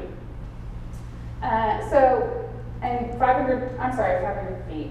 And so that's about a football field and a half that a parent could hypothetically be screaming and disrupting class from their front yard. If it's 500 feet within the school, potentially could be convicted of this Class C misdemeanor. But disrupting is a pretty high standard, emitting a noise of intensity that prevents or hinders classroom instruction, enticing or attempting to entice a student away from class, that sort of thing. All right, another change with school offenses is disorderly conduct. Previously disorderly conduct has to be conduct that's committed in a public place. So that would be a loud noise in a public place, noxious odor in a public place. Now that statute has been changed, that public place is specifically includes school property. So now there's no question that if disorderly conduct occurs on school grounds, and again, this can include like a football stadium, that sort of thing, then you can be convicted of disorderly conduct. Now, kids under 12 can't be convicted of most disorderly conduct offenses, so we're looking at 12 and up that can now be convicted of disorderly conduct for actions taken on school grounds. One of the changes with respect to school peace officers, in addition to how they write their tickets and sworn complaints and that whole process, they're now, their administrative functions have been removed. This has again been the push that school officers are not there to discipline children, they're there to keep the place safe. And so the Texas legislature has removed the administrative function, and in addition, the chief of the school police officers is now only accountable to the superintendent. Previously, that person was accountable not only to the superintendent, but the superintendent's designee, which would probably be the school principal or whoever's in charge of discipline for the campus. In addition, school peace officers now have an expanded ability to arrest a child.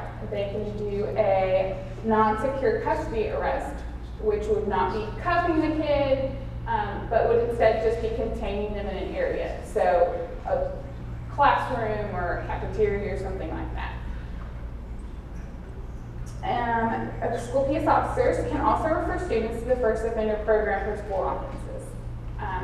This first offender program is a program that's developed that allows a criminal offense to be dealt with without actually going to the criminal justice. It's a pre-program to conviction or charges.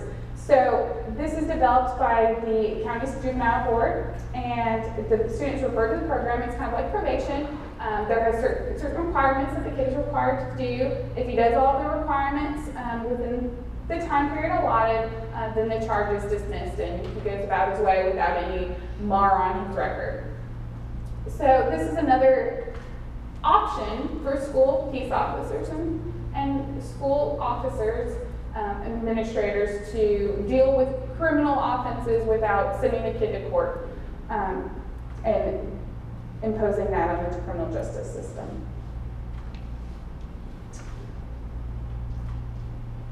Punishment for ages 10 to 17 has also changed. Now, instead of a fine or court costs, a court can also order the child to perform community service, obtain tutoring, or they can waive court costs altogether. This is a good change because previously, a kid would, if he committed something bad enough to be sent to court and convicted, he might be straddled with a fine and court costs, which probably the parent was actually paying. So there wasn't a punishment to the kid, it was more of a punishment to the parent, which might get the parent to become more involved, but it wasn't tailored to punishing the child by imposing these costs. So now the court does have the option to change up the monetary fines. So in the broad scheme of these, stepping back and looking at it from a financial perspective, a lot of the disciplinary cost was being allocated to the justice system, to justice courts, and they were repaying themselves by taking fines and requiring court costs. Now, if this is being shifted back to the schools, there's going to be a greater cost to schools to implement, for example, the first offender program, the graduated sanctions, and other disciplinary measures to deal with these school offenses rather than just shuttling the kid off to court.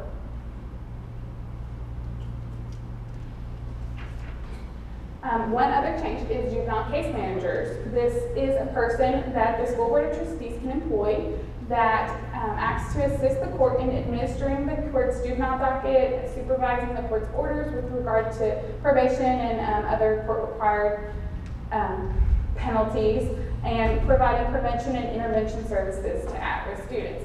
So this may be something that a school board decides to allocate some funds to employing this juvenile case manager who acts as a liaison with teaching staff, because a lot of the times with these children, when they're required to do probation type penalties, a lot of that occurs in the classroom and on school time, but certain requirements are imposed on them. So it's important to have someone on the ground level who actually knows what's going on and what the kid needs to do in order to comply with the court's order. So this individual can help facilitate that. The cost of the juvenile case manager can be entirely on the school board, or they can enter into an interlocal agreement with other groups in order to all share the juvenile case manager, and that way kind of lessen the burden on each party that's using the juvenile case manager. Criminal record confidentiality has been increased as well. All records related to school offenses are confidential, so not just a conviction. So this may be a greater paperwork burden for school personnel as well, because any notation, memorandum about it is all confidential, not just actual conviction. And this also relates to records kept by law enforcement as well. So the idea is to help kids have a better chance to not have a school offense on their record to slow them down in life. There's also additional professional development required for principals. Now, every 3 years, a principal has to be trained specifically on a teacher's discretion to remove a student from class and not have the student return without the teacher's consent. The idea behind this is teachers know better than disciplinarians sometimes how much the kid has been disrupting the class, and if it's unsafe for that kid to return to the class. And so what situations does the principal need to respect that discretion by the teacher and maybe override that discretion? So this is training specifically tailored to that. And again, another cost on the school district to send their principals to this specific training. All right, this is the end. We'll end with some fake weed on a high note. So fake weed is the one that's been added to the list of crimes that may be committed by students. And so this fake weed goes by the name of fake weed or serenity. It's technically salvia divinorum, and it may, if chewed, smoked, eaten, you can demonstrate a number of ways, but it causes the student to hallucinate. So there may be some training for for teachers and school personnel or to identify if this drug is around, because it looks a little like marijuana, as you can see, but it has very different characteristics.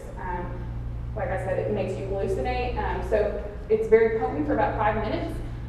So the kid could be walking around and be a danger to himself and others because he's hallucinating and seeing things. And it doesn't have any smell at all, so weed is easy to identify because it has that very distinctive smell, and this drug doesn't.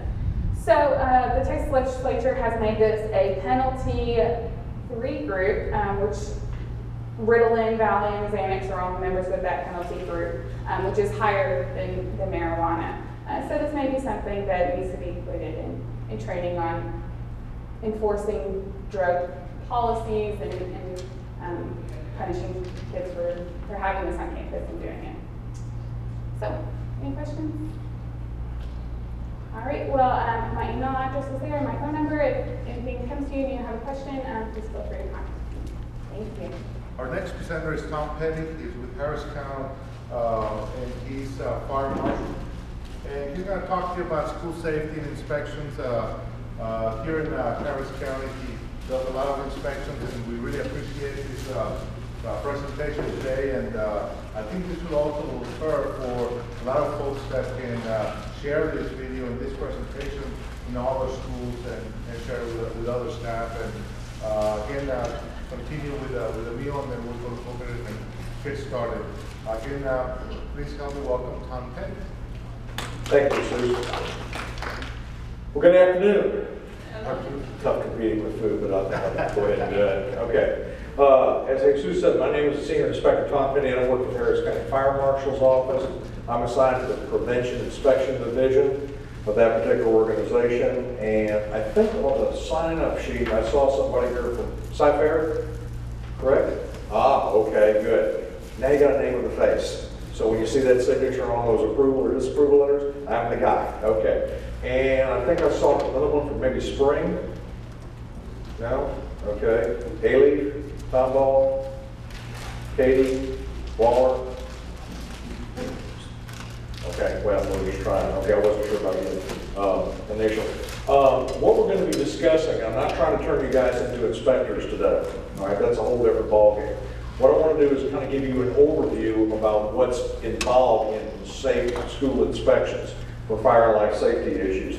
I developed this 2-page handout about 5 or 6 years ago to give layman's terms to a lot of the code, because nobody likes dealing with codees. So I usually end up handing these things out to the APs when we end up doing the fire and life safety inspections, a walkthrough is kind of a cheat sheet. It's broken down into categories such as evacuation, storage, electrical, portable space heaters, fire protection, and decorations. What's actually in the bold face is what it says in the code. You could care less about what it says in the code. What you want to know is what does it mean and how does it affect me and how can I implement safe measures. The Harris County Fire Code is a compilation of 3 codes: the International Fire Code 2006 version, the Life Safety Code #1, and other NFPA codes. Let me just say right off the bat that I do inspections in the unincorporated areas of Harris County. I do 6 districts on a regular basis, which is those ones that I previously mentioned. So these only affect those schools in the unincorporated area. Katy, for example, also has to do the city of Katy, Waller County, Fort Bend County, and us.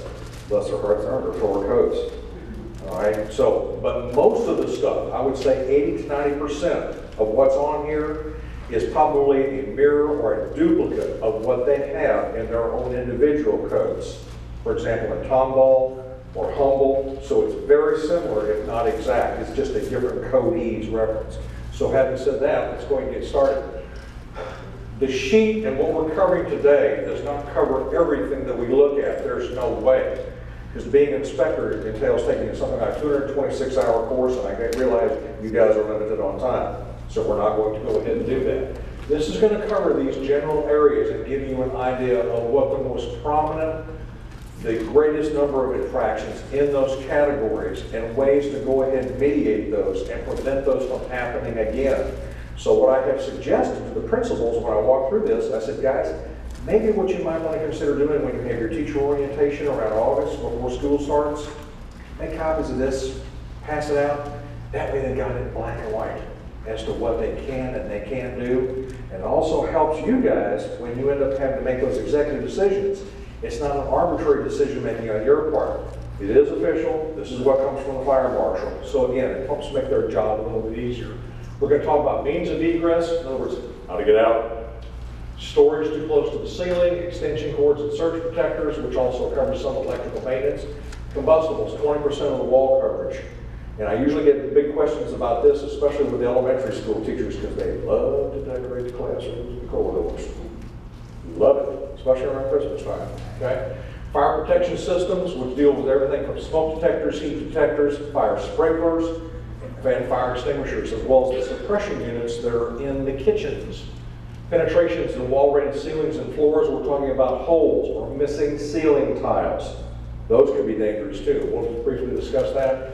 And non-compliant fire evacuation maps. So, let's go ahead and take care of this. Non-compliant fire evacuation maps.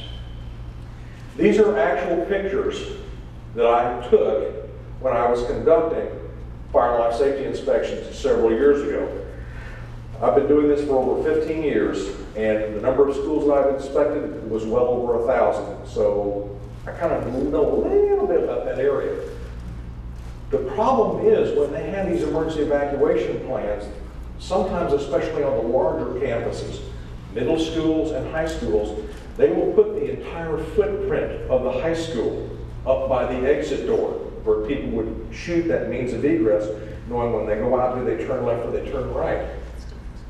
We also tell them, guys, we want to have some type of arrows on there so you know the primary and the secondary means. In other words, this is the way I would normally go out and corridor I would take. But if that's blocked, there's a secondary means. And we always encourage that when we're doing fire evacuation drills. Guys, incorporate that secondary means because maybe that corridor is going to be blocked, either due to some type of obstacle that wasn't being planned, or there could be construction going on in the school because a lot of schools are going through renovations, remodels, and refurbishings right now. You tell me, I'm in that room, where am I and how do I get out? I don't know. And the time to figure that out is not this.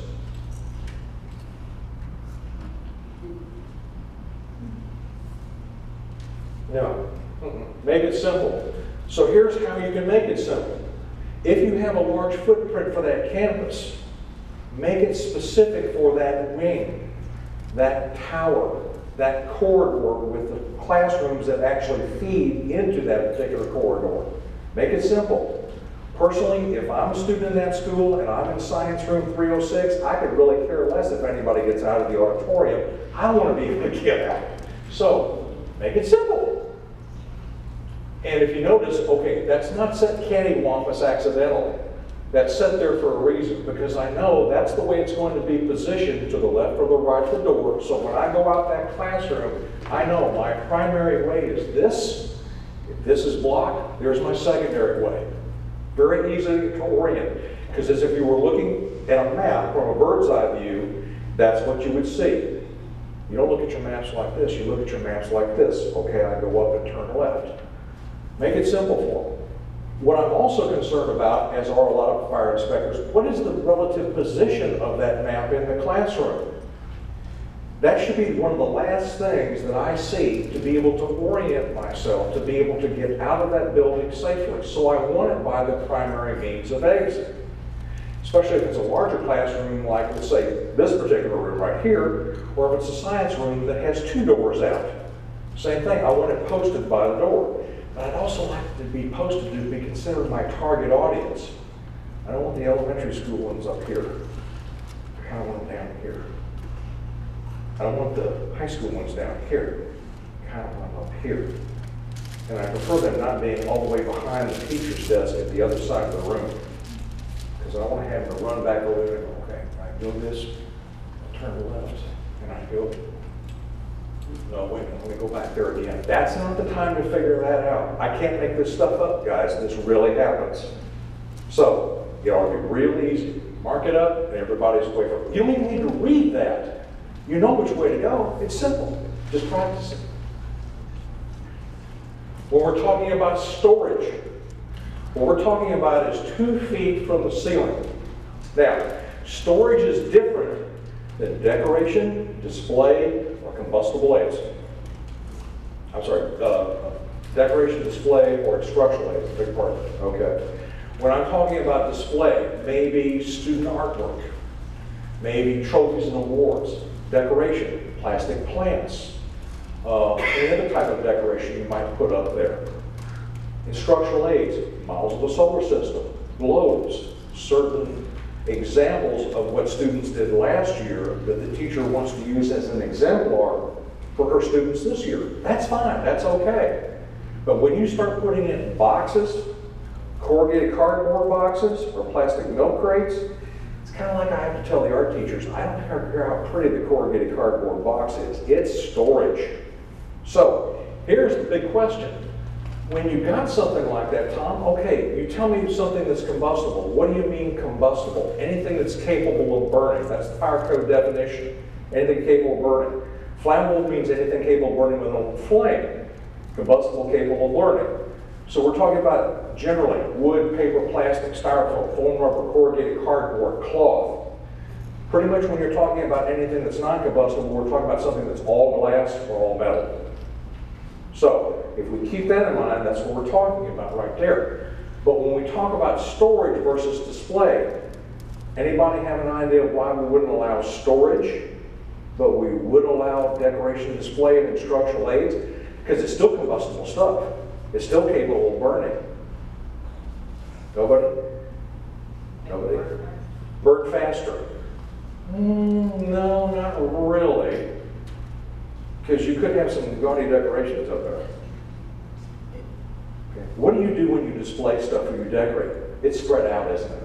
You're proud. You want people to see it. What do you do when you store stuff? You cram it in as much as you can. Okay, so it's what we call in the fire service a fire load or a fuel load. There's more stuff that'll burn. There you go, that's it. So, what I usually tell my APs that walk with me with the cheat sheet is, and unfortunately this is going to be on tape, but I tell them, I said, if you have a question about whether it meets the criteria of display, decoration, or instructional aid as opposed to storage, ask the teacher the open-ended question, not the closed-ended question. Do you store that stuff? Because sometimes 9 times out of 10 they'll say no. They'll lie to your face just like a teenager. Okay. Ask them the open-ended question. What do you do with that stuff? Get them to quantify it. Or that's where I display the student trophies that they won the competition last week. Fine. What's that over here? Well, that's where I have decorations of student artwork. Great. What's this over here? Well, those are models of the solar system that the kids have made of paper mache that we use during the curriculum. Wonderful. What's that over there in that box? Well, that's where I store, and just said the magic word, take it down. They confessed to you. There was no arbitrary decision on your part. They just told you. That's why it's got to come down. Why the 24 inches? Here's why. Heat rises. You guys are actually going to get a fire dynamics, fire modeling lesson in this thing, because I teach at the National Fire Academy in DC. Hot air rises. It's hotter at the ceiling than it is down here, right? So if it's hotter at the ceiling, and if a room fully gets involved in fire, it can reach 1,700 degrees Fahrenheit at the ceiling. That'd be about 300 or 400 down here. If it's 1,700 here, what do you think is going to happen to those corrugated cardboard boxes? They're going to catch fire. There you go. And it's near the ceiling. Most schools, the way they're conducted, in most of the classrooms nowadays, have these suspended ceilings.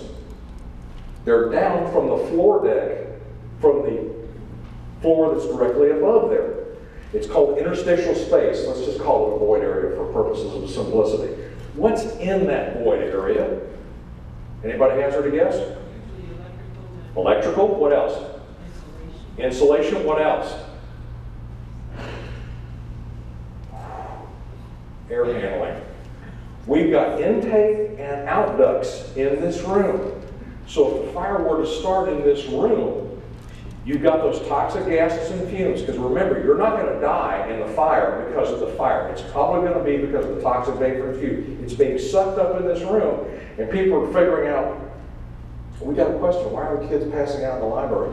Because it's going through the main AHU, the air handling unit, and that's where it's dumping out that air. It's being distributed through at least that portion of the air handling room servicing that building. That's the reason we keep it down, guys. It's not just an arbitrary number we picked. Okay. These ceiling tiles also have a certain fire retardancy rating. So they've done some studies and found out that if they can keep stuff that easily burn like this at least 24 inches away, so there's not direct flame impingement, the flames touching those, these will do what they're designed to do, and people can get out in a quick fashion. That's the science behind it. Think that's a little high? Yeah. Notice no school districts are noted on here, okay? This is protect the innocent and the guilty. Okay, sprinkler heads. There's a difference. We have sprinkler heads in this particular room. Now what we say is, and again, this is general because it makes it easy to figure out, some schools are 100% sprinkler. Some of them are none. Some of them it's a portion. But the sprinkler heads, depending upon where the sprinkler system is actually installed, may be different. I've gone into some schools where they're actually recessed into the ceiling. You guys have seen those too. Maybe you didn't know exactly what they are. The heads are actually covered by what's called an escutcheon plate, because the architects and the designers said they don't like these things hanging down. They're aesthetically unpleasing. Okay, they don't meet the Christopher Lowell decoration category. So what we're going to do is we're going to put escutcheon plates on these things. It'll also prevent dust from accumulating on those things. But when it reaches 140 to 160 degrees at the ceiling, those escutcheon plates will then pop off and the sprinkler head will discharge. Some of them, like these, are 3 inches down. They're designed to be seen all the time. Some of them are 6 inches down, like this one. So the question is, okay, Tanya, you said 24 inches of ceiling, where is the magic number? Let's just keep it 24 inches from the ceiling throughout, because it has to be 18 inches from the base of the sprinkler head where the diffuser plate is, because when the water starts running, that creates the pattern to extinguish the fire that's in that particular area. So if you have anything closer, it's going to be a problem. Now I'm going to pick a volunteer right here. Give me your finger. Now turn it on. Okay, let's make believe I'm watering for a yard. And what I'm using is I'm using the garden hose and I'm taking a regular nozzle. I'm using what's called a power cone configuration. You guys are familiar with that. So I'm watering it. What happens in an ever-increasing arc behind her finger? Does it get wet? It stays dry. Same principle right here. So if we can keep anything that will prevent the efficacy of that sprinkler system from working the way it's designed, that's the reason why. So what we do is we tell them, guys, it's a lot easier just to remember 24 inches throughout the building. That covers everything. It's simpler. It's a lot simpler. Those are electrical service panels. I need a free, clear, and unobstructed path to access those. They have covers on them that are called dead man doors. And I think we need to figure out why they're called that, but they have to have covers on them.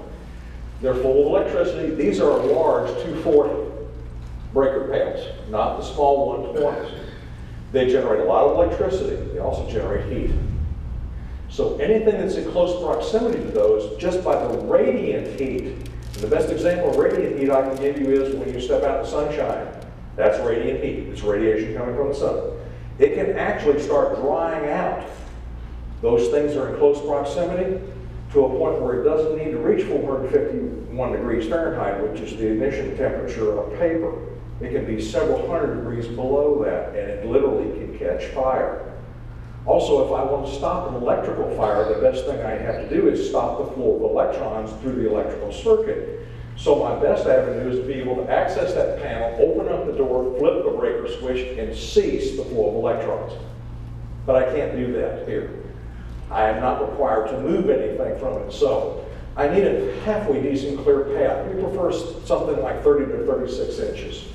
So we realize storage is a premium, folks, especially in schools. I could probably drop 5 Connex boxes at each one of your campuses tomorrow and they'd be full the next week. But give me a clear path in there so that someone, if they need to get in there, they can. And you can prevent a fire from happening in these areas that maybe are not frequented very often.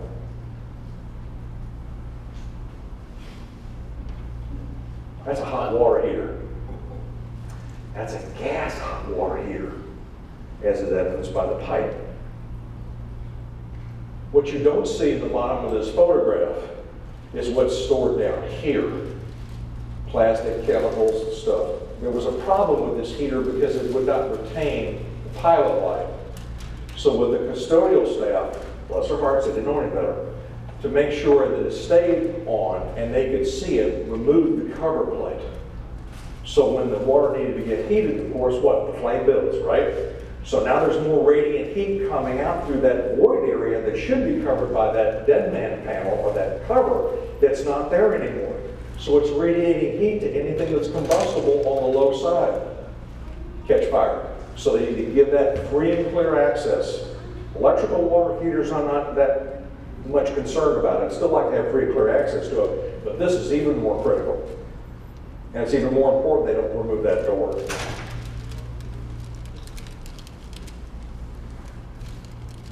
That sign right there, that sign right there, the two behind you are no different than that. That is an emergency exit. 24 hours a day, 7 days a week, 365 days a year. The minimum means of egress, the minimum width that I have to have is however many doors there are at the end of that corridor is the minimum unblocked, unobstructed pathway to there. Now, I can move a little bit like this and move a little bit like this because sometimes these doors are actually a little offset. There may be a side light window here, or there may be a cinder block or two coming off because obviously I'm not going to exit the building like this. I'm going to be going through this right here. But I can't have that. Now, if you're moving stuff in and moving it out right away, because I realize a lot of shipments come in, a lot of deliveries, that's great. That's very transient in nature, but it can't be stored there for days, if not weeks. That's a real problem. When the school was designed, it was designed to accommodate people getting out of the building. And when the architects and the contractors actually put this thing together, they realized, okay, I've got 30 classrooms that are dumping into this corridor. That's the reason I need a double door at the end of that hallway. Because it needs to accommodate the flow of 600 kids out of here. The hallway, the corridor, is meant as a human highway to expeditiously move people in and out of the building, except for high schools. That's the congregation area. Always happens. And bless the APs, the guidance counselor heart, they have to play traffic cop. I think they ought to get double duty for that. Keep them moving, keep them moving. It's like cattle calls. It has to be unobstructed, folks. They can't store stuff in there. This isn't a library, it's the back room. You see that door right there? It's just like the hardware configuration of this door. It's an exit door. That's fire panic hardware. That also has to be unobstructed 24/7, 365, no exceptions. But Tom, it's the UPS guy. And they usually show up between 1 and 3. So the corridor's only blocked between 1 and 3 o'clock in the afternoon. So you're telling me a fire can't break out in this school between the hours of 1 and 3? No, I'm not saying that. Okay, what do you think I'm telling you? You need to move? Yeah. How quickly? Tick, tick, tick. Or at least before I leave the campus. I'll work with you on that. This you can't see quite, but obviously you can see it's from a gymnasium. They've actually got 2 of these giant box fans that are 5 feet in diameter sticking there. How many people can you have conceivably occupying a gymnasium during a pep rally? Thousands. If I have 4 of these exits and one of them is blocked, I've now reduced it by 25%. So I've got the potential of 1,000 people being injured as a result of that, because I've reduced it by 25%. So maybe only 75% of the people can get out. When the schools are designed, they're designed that way for a purpose. They have to make sure that they have the corridors a certain width and they have the proper size and number of doors feeding those exits.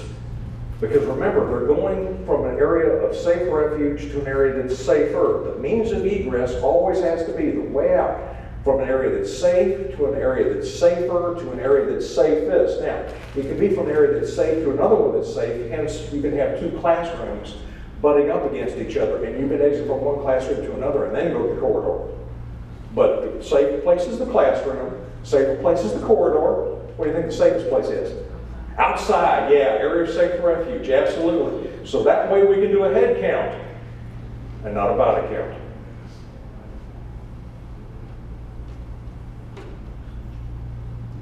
These are not staged photos. That's 6 feet. I've reduced it by 66%. There are 12 classrooms leading off of those. 3 of them are art rooms. One of them is the drill team room. The other one is the football locker room. I've got potentially 1,000 people that would be using that corridor as a primary means of egress. 1,000 people are not going to get out. So, Tom, how do I make sure that that place is unobstructed? Do I need to take a yardstick? Do I need to take a ruler? No. Practically everybody in this town loves football. All right? So I use the football analogy. Keep it simple. Use the old KISS formula. If it's a 3-foot door like this, use the Brian Cushing method of measure. I'm a linebacker, like this. I start walking down that, I start bumping into stuff, that's what needs to get moved. If it's sticking out, if it's penetrating that area, that's what needs to get moved. So if that file cabinet's like this, and I'm bumping up against it, maybe if I rotate it 90 degrees, I'm okay. But I can't have it sticking in there. I can't reduce that means of egress, let alone obstruct it. If I've got a double door like this one, it's the J.J. Watt, it's the $1 Million Man. Excuse me, $100 Million Man. Okay? If I start walking like this and I start bumping into stuff, it needs to get moved. That's it. Now, if it's just a couple inches, I'm not concerned about it. But I like it as free and clear as I can. I've got to have it clear, folks. I've got to have it clear. Because we've got to get out. When I was in law enforcement from the Sheriff's Department for many years, we were always concerned about people breaking into buildings. I'm concerned about that too, as you should be with your property. I've had to kind of change gears when I got into the fire service. I'm more concerned about people being able to get out. That's my primary job. Extension cords. They are not meant as a substitute for permanent wiring. They are not meant as a substitute for permanent wiring. Oh, in case I forgot, they are not meant as a substitute for permanent wiring. The problem is people tend to hook this stuff up. Teachers, bless their hearts, I know they got more on their plate than they can say grace over. I understand that. The last thing they want to be concerned is about being an electrical engineer. But the point of it is when you start adding stuff, You've got flows of electrons. If you've got backups, that's very cheap wire that's and stuff like that. It's not designed to be permanently hooked up. So when I go to some of these campuses, I see that or this, that's count the connections. Surge protectors are not designed to levitate. Okay? Scotty is not there on the Enterprise, beam me up. It doesn't happen that way. They need to be secured to the desk, to the table, to the floor, to the wall. I don't care. You have a surge protector plugged into a surge protector, plugged into a surge protector, plugged into the outlet. No. No, you're defeating the purpose of the surge protector. If you need all these hookups, just get another surge protector and instead of having 6 outlets, it has 12. Simple. Or Tom will accommodate that. Then get 2 surge protectors. Don't piggyback them or daisy chain them. Put one into the upper section of the deuce outlet, put one in the lower section of the deuce outlet, and then plug in your stuff here. The simple equation is whatever the appliance is requiring electrical service, plugged into the surge protector, plugged into the electrical receptacle outlet. Nothing in between. Nothing in between. That's the way it goes. Now, my business can actually have a side benefit. Because sometimes the AP will say, well, Tom, you know, I put in a building mod or a work order for that and it hasn't been done. So I'll usually be walking with the facilities and property guy or the risk manager guy. I said, Daryl, Carrie, I consider this a fire hazard. So guess what? That building mod goes to the head of the pack. So my business can't have a good thing, okay? I'm not the Grinch that stole Christmas, okay? I'm not the penguin. I'm not the evil wizard, okay? It actually works out.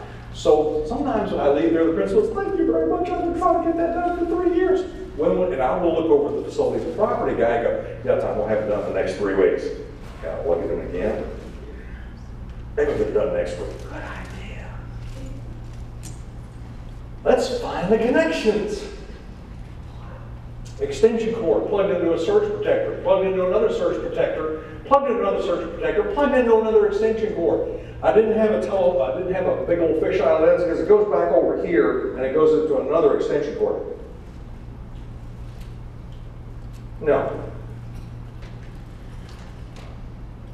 If the electron flow is somehow inhibited by the appliances that you're trying to serve and it requires 15 amps of current to run, and it's only getting 13, the fan isn't running at the speed it's designed to do.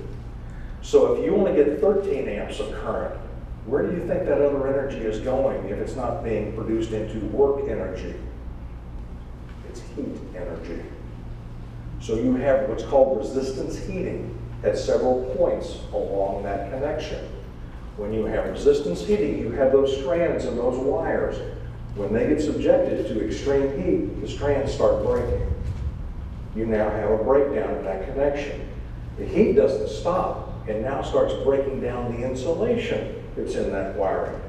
When it starts doing that, you have a possibility of a fire, or heaven forbid, somebody being electrocuted. So if they just do that, most of the districts that I have worked in, they said, Tom, we just kind of have a district policy. No extension cords. Everything is on a surge protector. Great. Fantastic. Can't beat that with a stick. That's wonderful. Space heaters. Everybody's got them, right? I know some districts that prohibit the use of space heaters.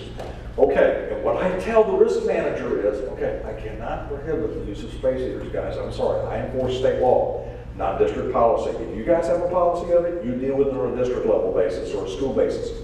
I don't enforce that, but I can prohibit you from not using a space heater properly. And I can prohibit you from not using a space heater that's UL listed and doesn't have a heating tip guard. Anybody know what a heating tip guard is? Yes, ma'am. Automatic heating. Yeah, when it tips more than 45 degrees, the heating element will shut off. The fan still may be still engaged, but the heating element will shut off. So that way, if it falls over on a carpet, it won't ignite the combustibles. All right? So I usually tell them, guys, if you've got that under your desk or around your desk, try it. If it doesn't shut off, don't take it home and use it. You're just transferring the problem. And please don't sell the garage sale. You're giving that problem to somebody else. Get rid of it. Okay? Second thing is, it has to be operated within a 3-foot radius of anything that's combustible. So if the wall is here, I have to have, in a 180-degree pattern, nothing that is capable of burning. And I just gave you guys the definition of combustibles. Okay? What's combustible under that desk? The box. The boxes, what else? Carpet, what else? Well, it may step on the carpet. Well, let's forget about the carpet, it's a different thing. All the papers, what else? You. You don't think you'll burn? I've got 97 fatalities I can disagree with you with. Okay, you will catch fire. I had this one lady that what she did was, and I worked at Arson Fire about 7 or 8 years ago, and what the office did, they allowed their personnel to dress up in Halloween costumes at lunchtime, so they had the office Halloween party there, which was great, and they could leave a little early and take the kids home for trick-or-treating before it really got too dark 30 for them, okay? They had this one very petite lady. She dressed up in this, not Louisiana, what am I trying to think of? The Addams family, Morticia Addams. Oh, and she looked good. She had, no, I'm sorry, that sounds sexist, but she looked, I mean, for a witch or like goth or something like that, she was attractive, okay, and she was petite, which made it even worse. But the point there, she had this tricot and ruching. That's scary that I know that. My wife's a seamstress. But all this stuff, and it was very flowing and layered.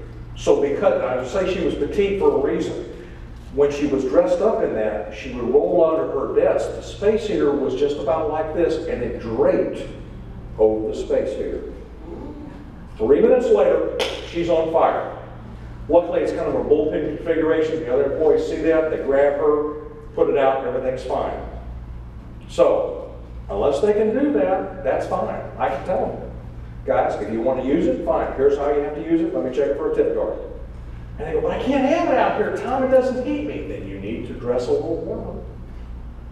I don't know what to tell you. I don't know what to tell you. Fire extinguisher. I'm sorry? What about heating pad? You're sitting on a heating pad? Or you got a heating pad on your back? How long are you on that heating pad? So hold out here. Okay, remember, if you're sitting on it, there's wiring in there. And when you're moving around, that wiring can break and snap. So be careful about that stuff because you may get a shock. So you follow manufacturer's instructions on that heating pad. Same thing with heating pad, the ones that they make now, have like 2-hour limit where. Yes, ma'am. If it's got a timer turn on, that's fine. That's fine. Yeah, that's fine. But the problem is a lot of people go to sleep with the heating pad on. And I'm deviating a little bit from the schools. Okay, that's not a good idea because when they wake up, they wonder why they're on fire. It happens. They're not designed to stay on all night. Space heaters are not designed to stay on all night. I've had hundreds of house fires like that. That's what happens. Okay, fire extinguishers. Fire extinguishers, just like strobe lights, just like these pole stations, are designed to be easily visible, and especially with pole stations, accessible. I'm going to pick on elementary school teachers here for a second, because usually when they have something like that, they go, Tom, it's not really pretty. I understand it doesn't go with the aesthetics of the classroom. So they'll hang a poster over it. No, we got to move it. Tom, okay, but I've got this open concept and I need my file cabinet over here, and it's literally blocking the pull station. I can't have to move it in order to manually signal an alarm. If I'm capable and trained to use a fire extinguisher, it needs to be accessible to me and me to be able to, reach it, easily accessible, walking up to it, just like with the electrical service panels. Take it from the bracket, squeeze it, have it pull the pin, and sweep in the direction of the fire. I can't get that. That's actually the kitchen. I can't tell you the commodities that are over on this side. No. Easily accessible all the time. 24/7, 365. Can't be bored. Can't be decorated. You can't have anything in front of it that would inhibit me from recognizing what it is and being able to respond accordingly.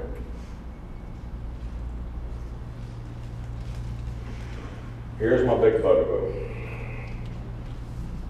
20% of the wall section in the corridor. Now, we're not talking about classrooms right now. We're talking about corridors.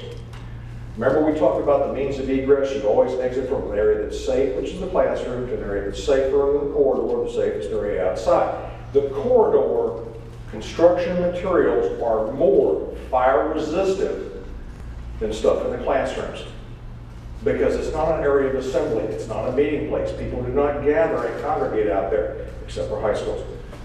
It's meant as a human highway to expeditiously move people in and out of the building, or from one point of the building to another. That is it. So because it's more fire-resistant material, we don't want to counteract that capability by adding more combustible stuff to it. So therefore, yeah, you can decorate it pretty much any way you want, but you have to follow certain parameters. So again, here are these parameters. For example, between two doors would be a wall section. If there were a wall that would come out at 90 degrees here, the wall section would be between the right side of the door frame to this wall. The wall section on this side would be from the frame to that wall. Now we're talking in the same plane as the door, okay? So I'm talking about this being a wall section. Wall sections can differ in size. Obviously the wall section between this jamb and that jamb is a lot bigger than between that corner and that door jamb. So it's whatever 20% is of that wall section in that corridor. And it can vary. So for example, if it's a 10 by 12, 20% of that is 24 square feet. So what some of the teachers and the principals said, well, Tom, how do I end up estimating that? Okay, there's a real easy way to go ahead and do that. Standard corridors can vary anywhere between 9 feet 3 to 11 feet 9. Just use a multiplicative of 10. We're doing an average. No, I'm not going to ding you if you're a couple feet off. Now, we're not talking about the main entryway that comes into the school, because it may well be 30 or 40 feet. I'm talking about a main corridor that services classrooms and areas of assemblies. So what we do is we have that and we'll say, okay, that's 120, 24. How can I make sure that I attain the percentage of that? Well, great. If you don't have a permanently mounted bulletin board, which I'm not going to make you take down, and you want to make an area that let's say falls in line for that particular one, take the bulletin board border material and make a 4x6, or make a 2 3x8. I don't care. So that way you can stay and make sure it's decorated within the 4 lines. Okay, teachers, you tell your kids to make sure you color within the lines, great. Don't decorate outside the lines. It's like Judge Judy said, okay, it's not in the 4 corners of the document. The 4 corners of the document doesn't exist. All right, real simple. Real simple, okay? The exception of the permanent bulletin boards, because if it exceeds 20%, and some of them are, what I ask them to do is say, yes, I realize it's more than 20, but I'll work with you if you work with me. If that wall section is 60 and you can only decorate 12 and that bulletin board is 20, no decorations outside the border of that permanent board, period. That's it. Nothing. Yeah, it exceeded, but I'm not going to make you take it down. Nobody knew that when they put it up there. That's fine. But no 3D. We're talking about dimension and depth of material. We're talking about flat stuff, or maybe 2 or 3 layers of flat stuff. Like I said, I get being accused of the Grinch that stole Christmas when they do the decoration stuff, especially around Christmas time. Because the teacher wants to do life-size Santa Claus masks. And every kid in the classroom is going to do that. And they got a wall section about this size. They want to put it in the corridor. And they want to do Santa's hat, and they want to do Santa's hair, and they want to do Santa's beard. What do you think Santa's hair and beard are made of? Cotton balls! You want to see how fast a wall of cotton goes up? Yeah, just like that. It's a flash fire. Okay? So if we keep it free and clear in the corridor, you don't have to make a common sense decision. Okay, I have now this horizontal chimney, and it's on fire on both sides. Am I gonna have to run through fire to get to safety? It kind of defies logic. So that's the reason we have the 20% rule, folks. There's a reason behind that. This was real popular during Harry Potter. I was real unpopular with Harry Potter about 10 years ago.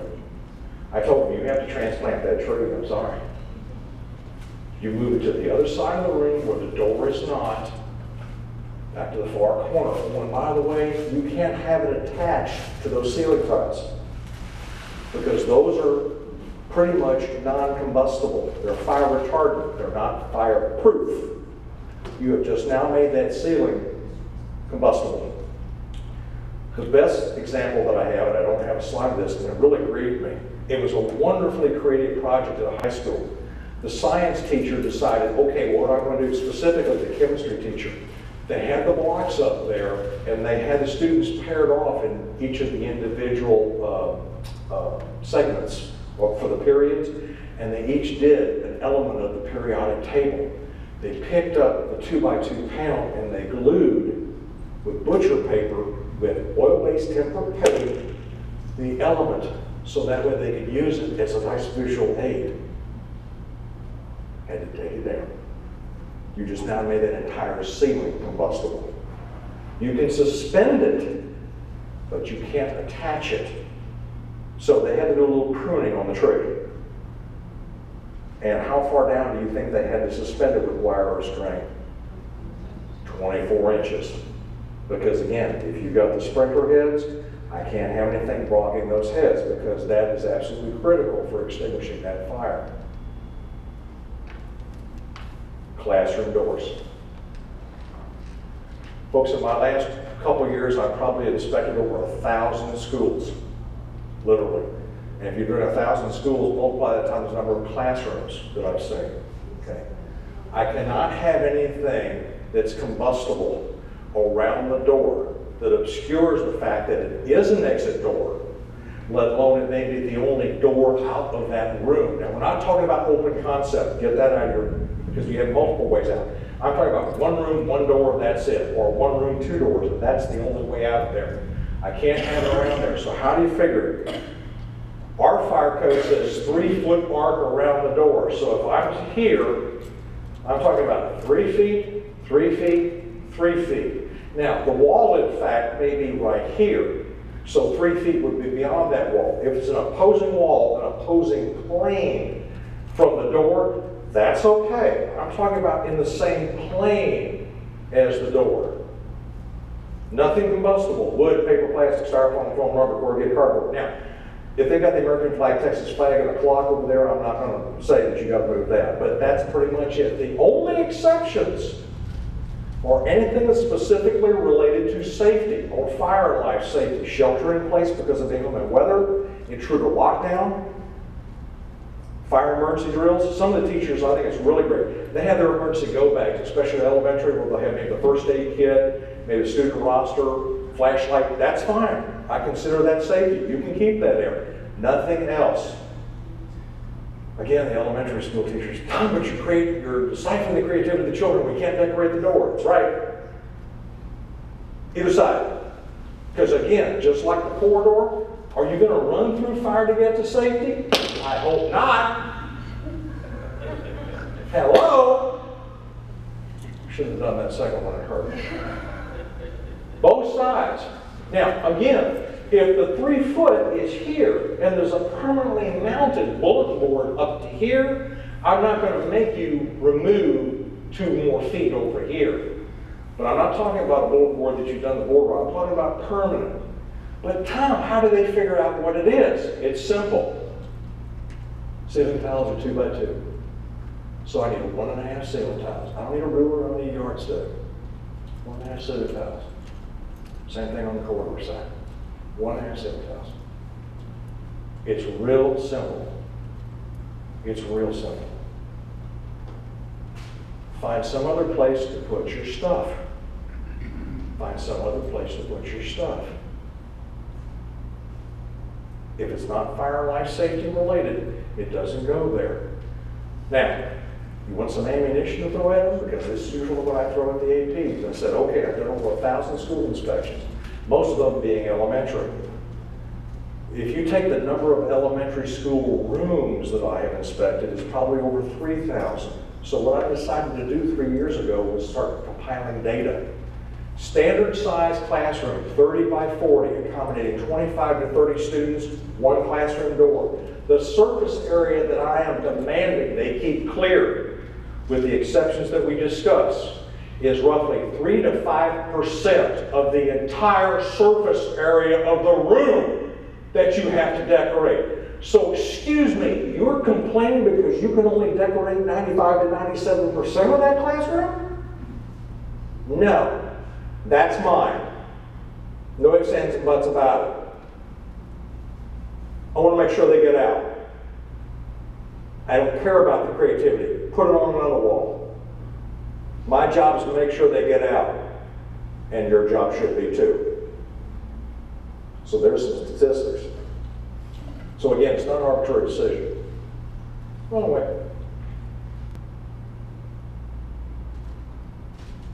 Now, how am I going to do that? Do I need to do the mouse thing? Mr. DeMille? Do I need to do the mouse thing, double click? Yeah. There we go. Okay, good. This is a video that was done a couple years ago, and it will show you the rapid combustion that takes place near a classroom door from a Harry Potter tree. Watch the clock in the lower left hand and see how quickly the entire tree is consumed in fire.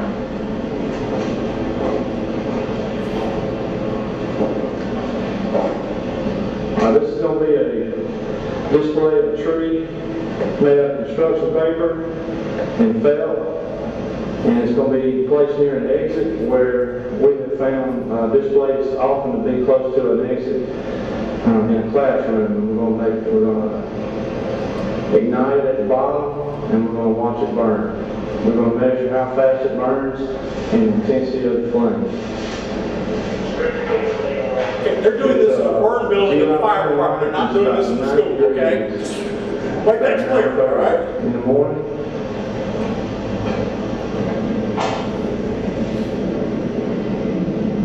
What doesn't have to clock? Okay. Ignition. Takes 1 minute.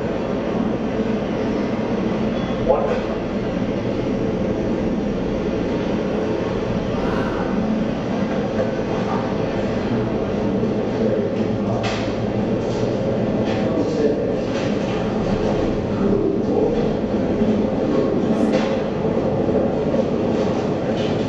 See those burning brands that are hitting the ceiling and dropping back down? People are trying to get out of the room. You've got fire falling on you.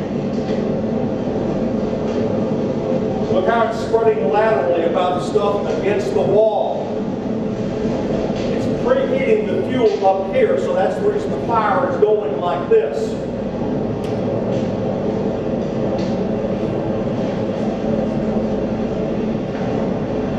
You're going to try and control 25 screening fourth graders in that? Nope. Good luck. How many seconds? About 1 minute. Toxic gases, carcinogens, Carbon carbon monoxide, arsenic. Fall down that's remaining burning. That's probably the felt. We still have burn on the wall with construction paper. It's against a brick masonry wall.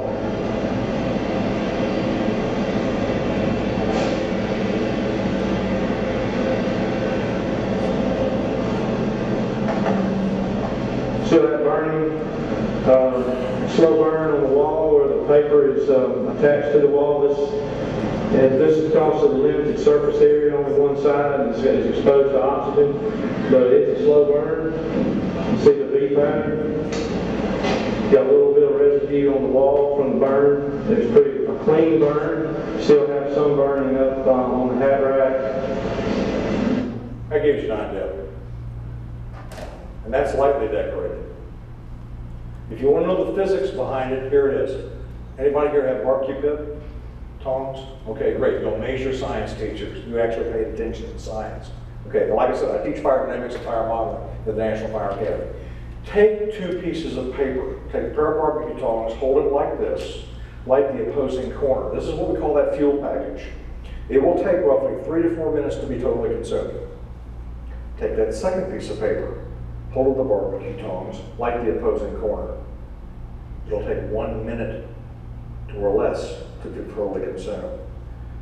All I've changed is the geometry of the fuel and the space that it occupies. It's still a piece of paper. I haven't induced oxygen to a fuel-rich environment. I didn't sprinkle gasoline on it. I just changed the direction of the fuel, the geometry and the space it occupies. So, were we paying attention in science class? Why does it burn faster this way and slower this way? Yes, yes, yes, yes. The young gentleman in the back that needs a shake, yes. Heat rises. So therefore, The fire is moving, is preheating the fuel. give that man a cigar. I have asked that question dozens of times. This is kind of embarrassing to science teachers. They don't know. They realize the heat rises when I'm going, okay, and the result is, yes, I am preheating the fuel. Remember, paper burns at 451. Okay, if I light it like this, I have air entrainment, cool air coming at the base of the fire and going up, but it's not heating anything, it's radiating into space.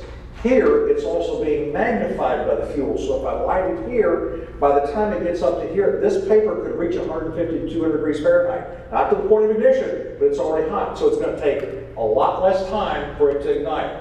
Very good, you paid attention. Thank you. Your science teacher would be very proud. That's true. What's the relation of the fuel around this door? That's why it goes up the way it does.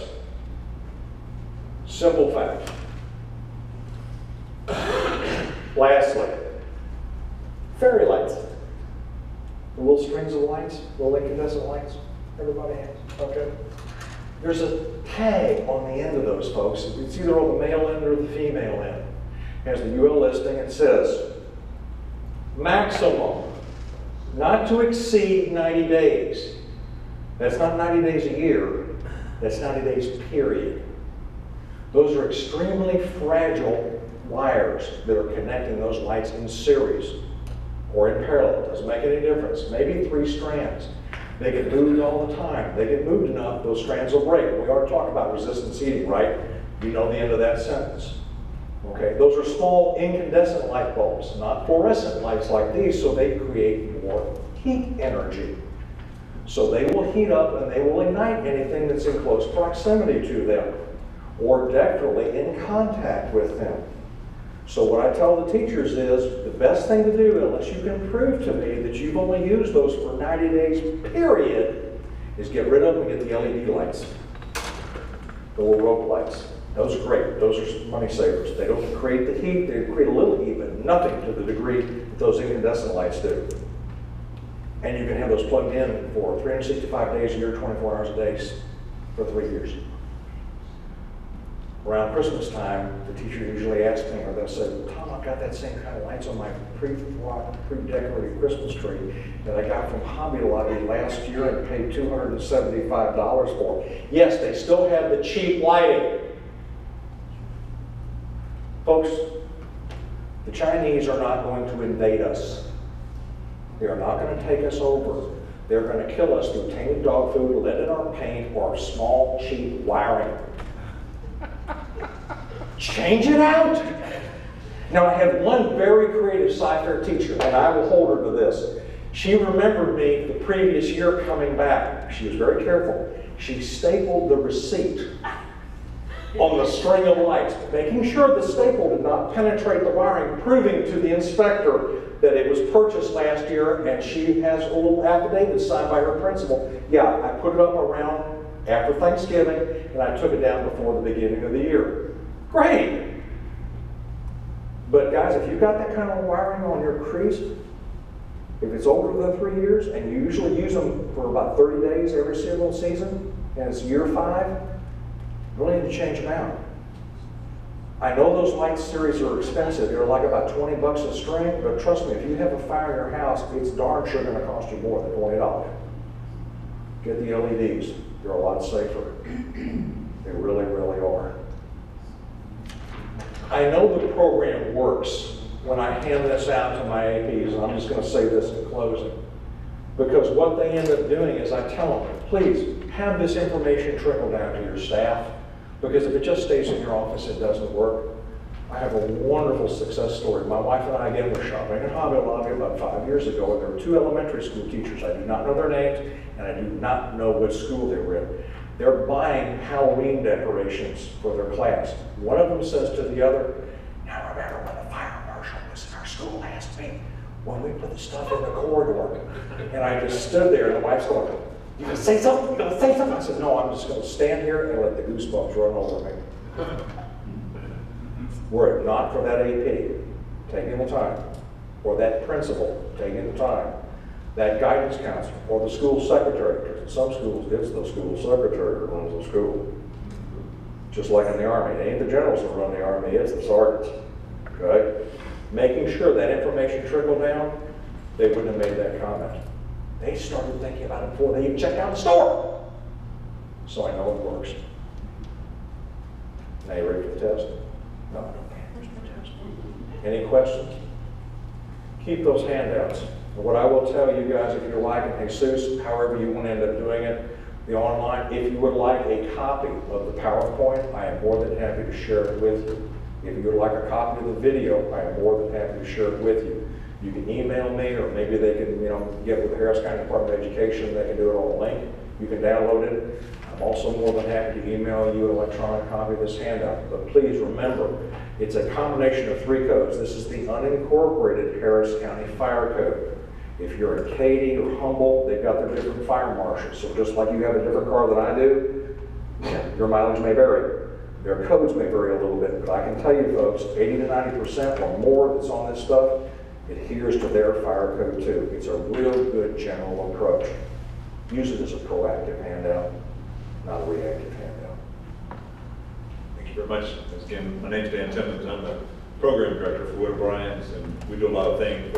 But the subject of today's discussions, I've invited Rick Patterson, who is one of our senior recovery managers. And doesn't mean I'm a recovering addict. No, but when a school district has a catastrophic event, there's a process whereby you can go get reimbursement from FEMA. And Whit O'Brien's, the name Whit, James Lee Whit, was the director of FEMA during the Clinton administration. He ran FEMA for 8 years, wrote most of the regulations that are in place today. Rick is a subject matter expert on recovery, has been embedded in UTMB down in Galveston for many years, helping them to recover from 2 $1 billion loss twice through hurricane events. So the idea is he's going to share his expertise. We also have John Donnelly, who's our senior insurance resolution specialist. And if FEMA doesn't reimburse you, one hopes that your school district has insurance. And if any of us as homeowners have learned that insurance companies don't like to reimburse you as much as we think we're owed, this is the pit bull on the pant leg who can help guide your district, and was very instrumental in helping Joplin School District. I don't want to steal his thunder, but when they were run over by a tornado, they enlisted his help, and he can tell you the rest of the story. So with no further ado, Rick Patterson, John Donnelly, let me give you. Thank you, Dan. It's a pleasure to be here today. As Dan said, I'm a recovery manager for Whit O'Brien's. Why am I going backwards? I'm holding it upside down. It's always nice when we do these presentations after a tremendous rainstorm, because it gets people thinking about, is my school okay? Is my district okay? Is everything fine? Have we done the things necessary to move forward? So this presentation, we're going to talk a little bit about preparing your facility for the next disaster. I got news for you. We all live in Texas along the coast. There will be a next disaster. We're going to talk about insurance and how that works in the recovery process. And then I'm going to give you a little overview of what FEMA comes to town and offers school districts to help them recover, and kind of the process you have to go through to get that. Again, Rick Patterson. Before I came to work for WIT, I was the state coordinating officer for the state of Texas, which meant I ran the disaster recovery programs after Tropical Storm Allison, 2001, everybody remember that? Yeah, it's a lot of fun. Mr. John Donnelly. Mr. John Donnelly, known as the insurance guy and or the bow tie man. Just two terms that have stuck with me. I grew up in Buffalo, New York, still live there by 45 years. Went to University College of Buffalo, went to Val National, which is a insurance accepted training for estimating losses of Pennsylvania, Harrisburg, Pennsylvania. And early in my career, I worked with reinsurance, stats, a lot of claims work.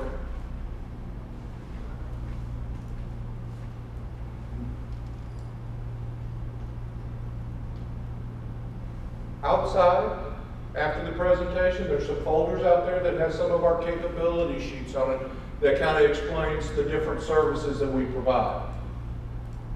So getting right into our presentation, preparing your campus for the next disaster. It's very important that you assess what your potential hazards are from a campus standpoint. Are you at risk for hurricanes? Everybody who has a campus in Harris County, shake your head yes. Tornadoes, flooding. Which ones of your schools are in or near the floodplain? Do you know which schools are subject to flooding? Your ancillary facilities, your stadiums, your outbuildings, where are they at? Are they at risk?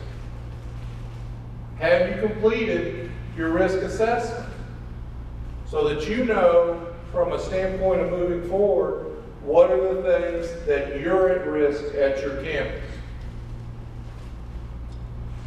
Review of your facilities. Everyone works at a campus, everybody works at a school district. School districts build a lot of buildings. They make modifications and renovations to those facilities. Have you reviewed them? How often do you move your inventory? From classroom to classroom, from building to building. Do you know where it is? Can you account for it? If you have a disaster, a flooding disaster or a fire disaster, you can't readily, easily go back into that room and go, I had 30 desks, 30 chairs, 30 laptops, because they may be gone. So do you know where your inventory is? Dan mentioned that I work and have worked at UTMB for the last 5 years. UTMB on a barrier island in Galveston. Hurricanes, at least 6, have impacted that school. Anybody want to guess where they kept their drawings for their buildings? In the basement. Kind of hard to get your drawings when they're 8 feet deep in water after a hurricane comes in.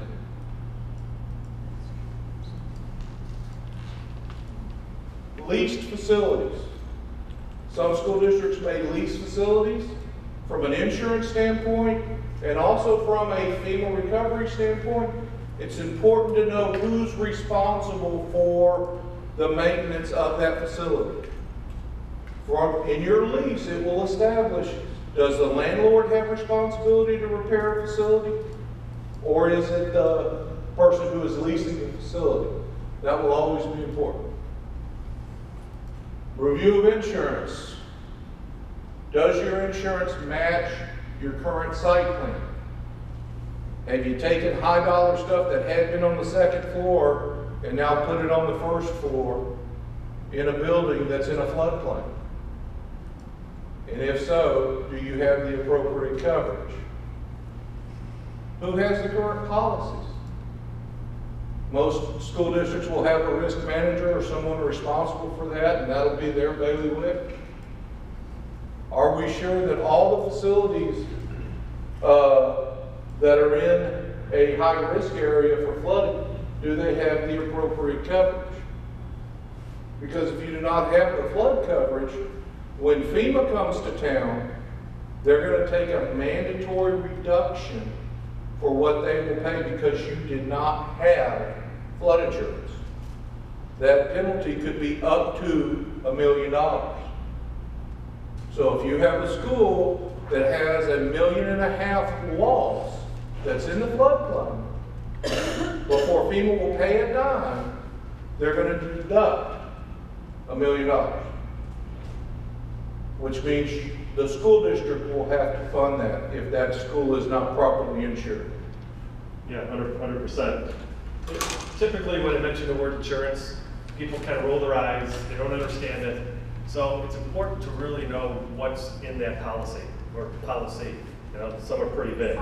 It's important what Rick said in terms of everything should be done pre-disaster, just so you're not scrambling. In the whole, if you had a walkout right now, in the understanding that we would express to you is, don't do it after the disaster because it's total chaos. No one can figure out what, there's a clerk handling the insurance because the risk manager is busy doing something else. It's just nothing good happens. If you take anything what we say today, have it done pre and document it post too. Next thing we always suggest is for school districts or leadership to define their executive vision, and I'm speaking strictly from a recovery standpoint. Most leadership does a very good job of identifying what their goals are for the future for their institution. But what is your plan if your facility is impacted by a disaster? What are you going to tell your employees? What are you going to tell your customers, the students, and their parents? What if your facility is not impacted, but the surrounding community is? Are you going to open your facility up as a shelter? Are you going to be there to help your customers in this time period? What's your staffing plan? And has that been exercised with your staff so that they understand what the call down procedure is, what their involvement will be? I always encourage school districts and universities to establish a disaster team, even when there's not a disaster. Understand who's on that team, what their role and responsibility is. Because now you're taking all the groups that historically don't play nice with one another. Facilities, finance, accounting, risk management, user groups, and asking them to work together when the school that they work at or the facility they work at has been devastated, and in all likelihood, they're dealing with the same thing at home. So there's a lot of stress. If you understand what your role is prior to the event and what you're going to be asked to do, it makes the process at least understood to everyone. Finally, do you have contractors on that team? Do you have a BMS CAD or a Cotton who's going to come in and help clean out your school?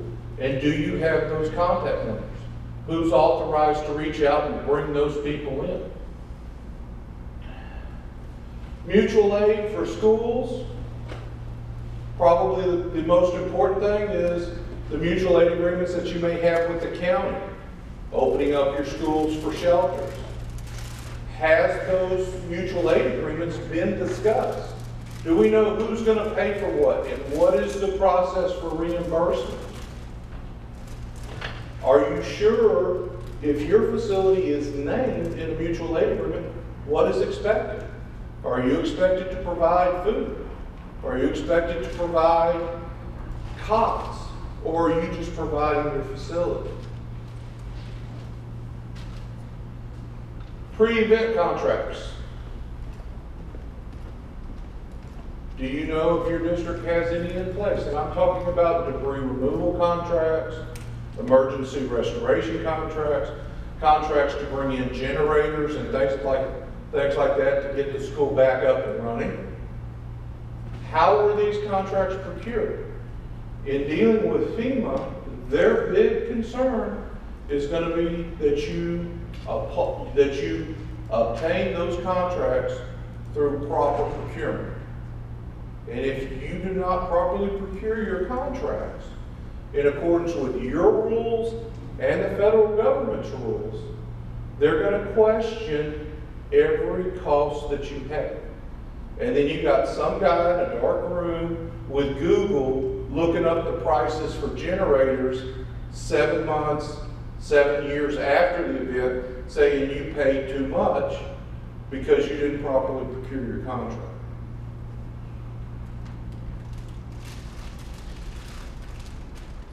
Disaster fund tracking. We got any finance people in the room today? Couple? I think it's always important when you have an event to set up your fund tracking specifically for that event. That way you're coding your cost as they're coming in to that event, so that as the reimbursement, whether it is through insurance or through FEMA, you're identifying those funds to be able to keep them separated. So if you can code your cost to the event, to the location where those costs were incurred, it will help in the reimbursement process and in the audit process. If you get money from FEMA, you want it to be a grant and not a loan. And the difference is, if you can't validate your cost at the end, you give the money back. Records retention. What's y'all's record retention policy? 3 years, 5 years? 5 to 7. If you receive funds from FEMA, Stafford Act requires that you maintain your records for 3 years after the last project is closed. Give you an example. 2001, University of Texas Health Science Center and the Medical Center was impacted. They finished their last project in 2010, which means every record for the 300 projects they had to maintain 2010 plus 3 years. Because any time in between them, FEMA can come in and request to do an audit. Rick, just one point, in regards to the documentation, keep in mind, my standard answer to whether it be insurance, in my case insurance, is the clients will ask, is this covered, is that covered, what should I do here, what should I do there? My standard answer is document, document, document. It doesn't matter if it's covered or not covered. It might be covered here, it might be picked up under the FEMA reimbursement, but at least it's documented. Review of staff policies. This is important because a lot of times when there's a FEMA disaster, FEMA is going to pay for the use of your employees to do disaster work. It's called force account labor. What happens in a lot of events is after 4 or 5 months of working your people to death, the superintendent finally takes pity on you and says, we're going to pay you X, or we're going to change our policy. If you change your policy post-event, it's not eligible for reimbursement. So if there is some consideration to make those changes, the time for those changes is prior to the event or now. Are there policies that describe premium pay for hourly and salaried employees? Can you track work activities as opposed to just hours? One of the things that FEMA's going to want to see is John Donnelly worked 8 hours this day and it was FEMA work. What did he do? Where was he? What was the activity? And immediately after the disaster, there's not people sitting there writing down where they were and what they did. So, do you have some way to track that? Can HR clearly define fringe calculations for each employee? It's important because different employees, different categories of employees have different fringe rates. Police have a higher fringe rate than teachers and etc. So in summation, I hope I've given you some things to think about, because just 2 days ago was the height of the hurricane season. So now we're on the downhill slide. But this is the time of the year where this part of Texas is really susceptible to disaster. We're going to talk a little bit about insurance resolution and the importance of preparedness, as I think we hit on a little bit in terms of pre-event contracts and how important it is to have pre-event prior to the disaster, because nothing good happens when a disaster happens, and it's just mass chaos. You have an event. My role as the insurance resolution division can serve two purposes. If a school district has a fire to a facility, John Donnelly can come in and adjust and maximize what the school district is entitled to under their insurance policy. Nothing FEMA related, but where my services work with the FEMA reimbursement is that hurricane hits, school in Harris County is affected, John Donnelly adjusts the loss, maximizes what the insurance would pay, and crosses the T's, dots the I's, hands my work product off to Rick Patterson, and hopefully FEMA doesn't have any questions. You know, so I mean, it really works side by side with the insurance, because federal government wants you to pay, or wants your insurance clearly to pay what they're owed in the first party coverage. And then that's when Rick and his team takes the project worksheets and utilizes my work product also. The 4 W's, and there's probably more W's, depends on the loss. Where do we start? This is probably the most frequent question. What do we do? Who do we contact? Who do we contact first? And again, these should really be questions that are answered before disaster. I'll say it again, nothing good happens after a disaster. It's a lot of chaos. So these questions right here should actually be addressed prior to a disaster or a loss. I'm going to go back a little bit. When I graduated from college, because everyone asked me, why insurance? It's so boring. Graduated from college, sitting at my graduation party, and my uncle came up to me and said, congratulations, now what are you going to do? And like any 19-year-old, I said, I don't know. And he was a CEO of an insurance company, and he said, come to work for us, we'll put you in a training program, and you're going to learn all different aspects of the insurance industry. And I said, okay. Next question was, how much do I get paid? And he said, it doesn't matter. I said, it does. It really does. So anyways, I go and I learn underwriting, I learn the management process, audit, and ended up in claims. I was a property adjuster. And a lot of people think that if you have an insurance policy, you're all set. And that's the standard answer I get, we're all set. And you're really not set. Insurance companies have staff adjusters, which try to minimize the payout and minimize the financial stress that they're going to encompass. They also have independent adjusters, and they are hired on an as-needed basis. They're a little more chaotic in terms when an event happens, because they're really loyal to the insurance company. They want to be hired again, so they want to minimize the loss. There's catastrophe adjusters, which is, I call it NG, no good. These are people that come in during very stressful times, catastrophes, disasters, hurricanes, Hurricane Ike, and their goal is to handle as many losses as they can. They get paid per loss. So when I was an adjuster, I went to school. They told me, this is your estimating system, learn it. This is how we want you to look at a loss and be cost conscious. Right? I'm 21 now.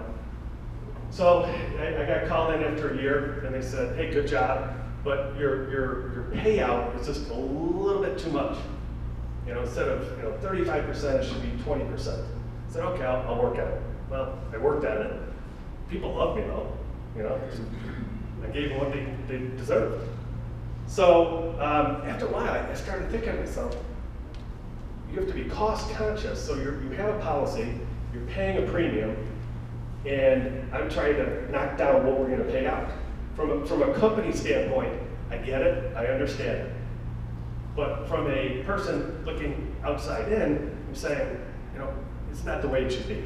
So I went to work for a company that works exclusively for policyholders. We analyze the policy. We're going to tell the client, in simple terms, this is what you owe under this 4-inch section of your insurance policy. What else I do is that I'll get together with the insurance adjuster and we'll look at the loss. Whether it be, I did gallery furniture, Mattress Mac, when they had the fire a few years ago. And when I met with the adjuster, we both looked at the loss together. And my first question to every single adjuster is, what are you going to reserve it at? Insurance companies have set reserves aside. So gallery furniture, you know, he would tell me, all right, $8 million. Okay, are we looking at the same loss? Obviously not, because it was more than $8 million. But it's very, very important that you set the standard at that initial meeting, because they can't bounce back on reserves. Because if they go to 20 million, the insurance company is going to look at the adjuster, their adjuster, and say, hey, where'd you get 8? I mean, now we got to go back to the shareholders and tell them, you know, you got to release $10 more million. So that's a very important thing to remember, reserves. I also conduct on-site evaluations of the property. We have our own set of estimators. We have our own software. We look at a loss differently than a lot of adjusters. The insurance policy is vague. It's not as specific as you would think. It is with numbers and limits of liability, but in the overall interpretation, it can be interpreted in many, many different ways.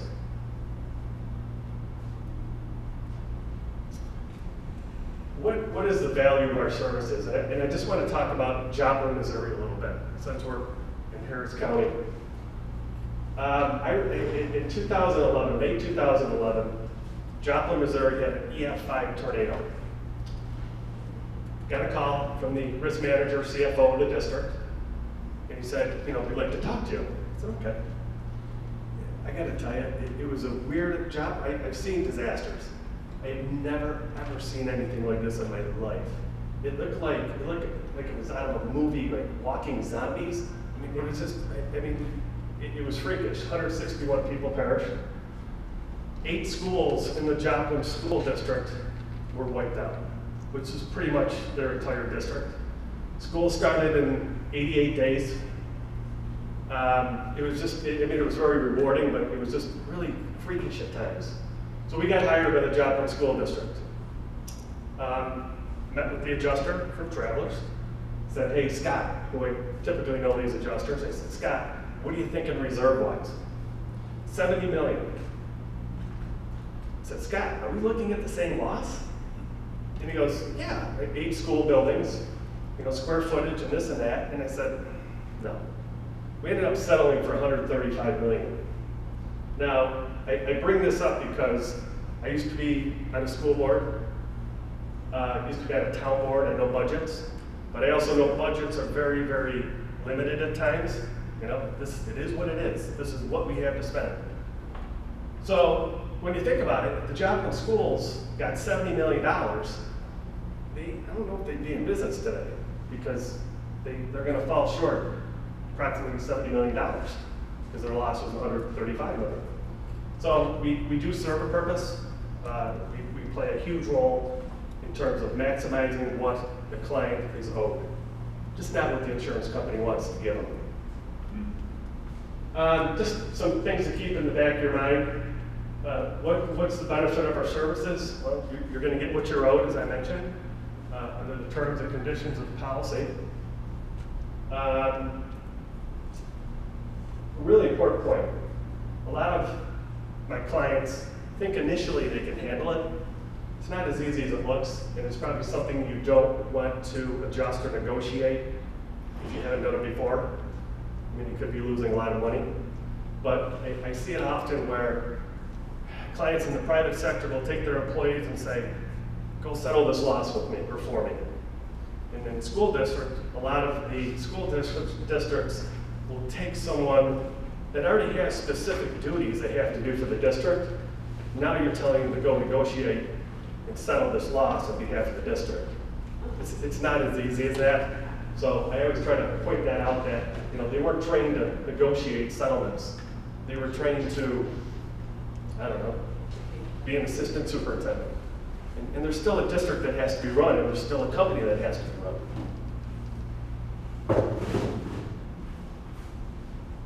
Questions? Comments? Concerns? Okay, let's talk a little bit about the disaster recovery programs. Declaration process. All disasters are local. They start out local. Locals respond. They do a rapid needs assessment. If warranted, the mayor or the superintendent declares a declaration and seeks state assistance.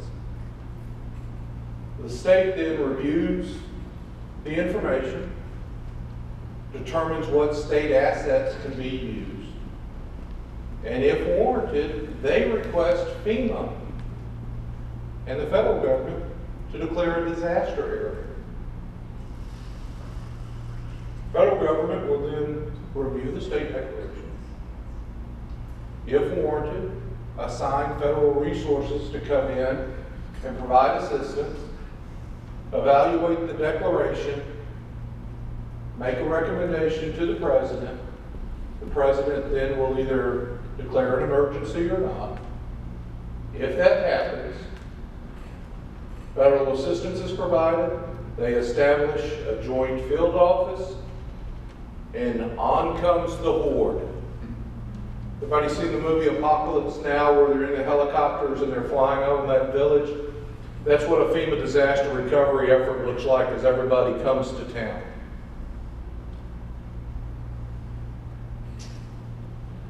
We're not hospitals, I apologize for that. We're schools today.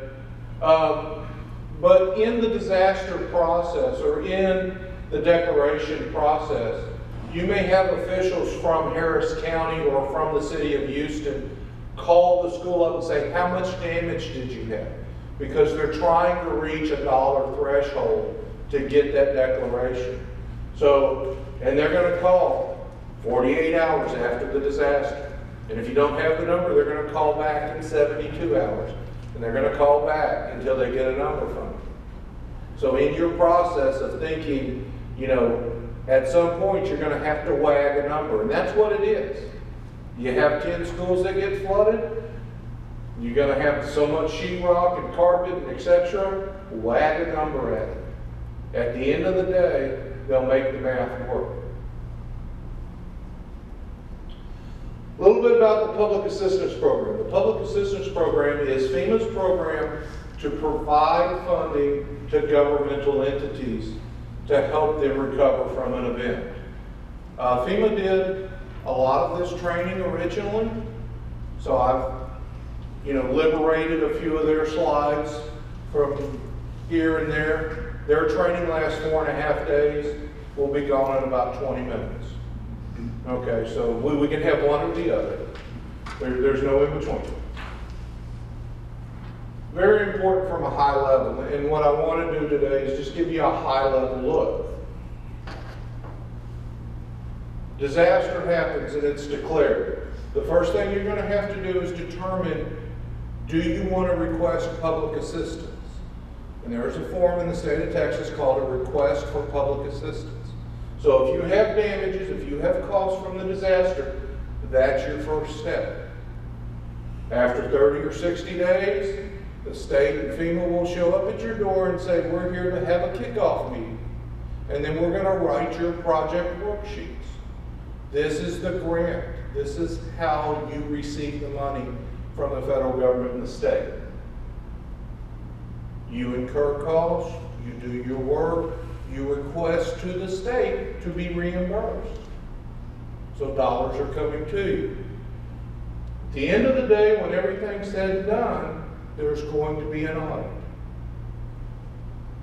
So if the project worksheet, the grant, does not adequately describe what the damages are, and you do something different at audit, you're gonna have questioned costs.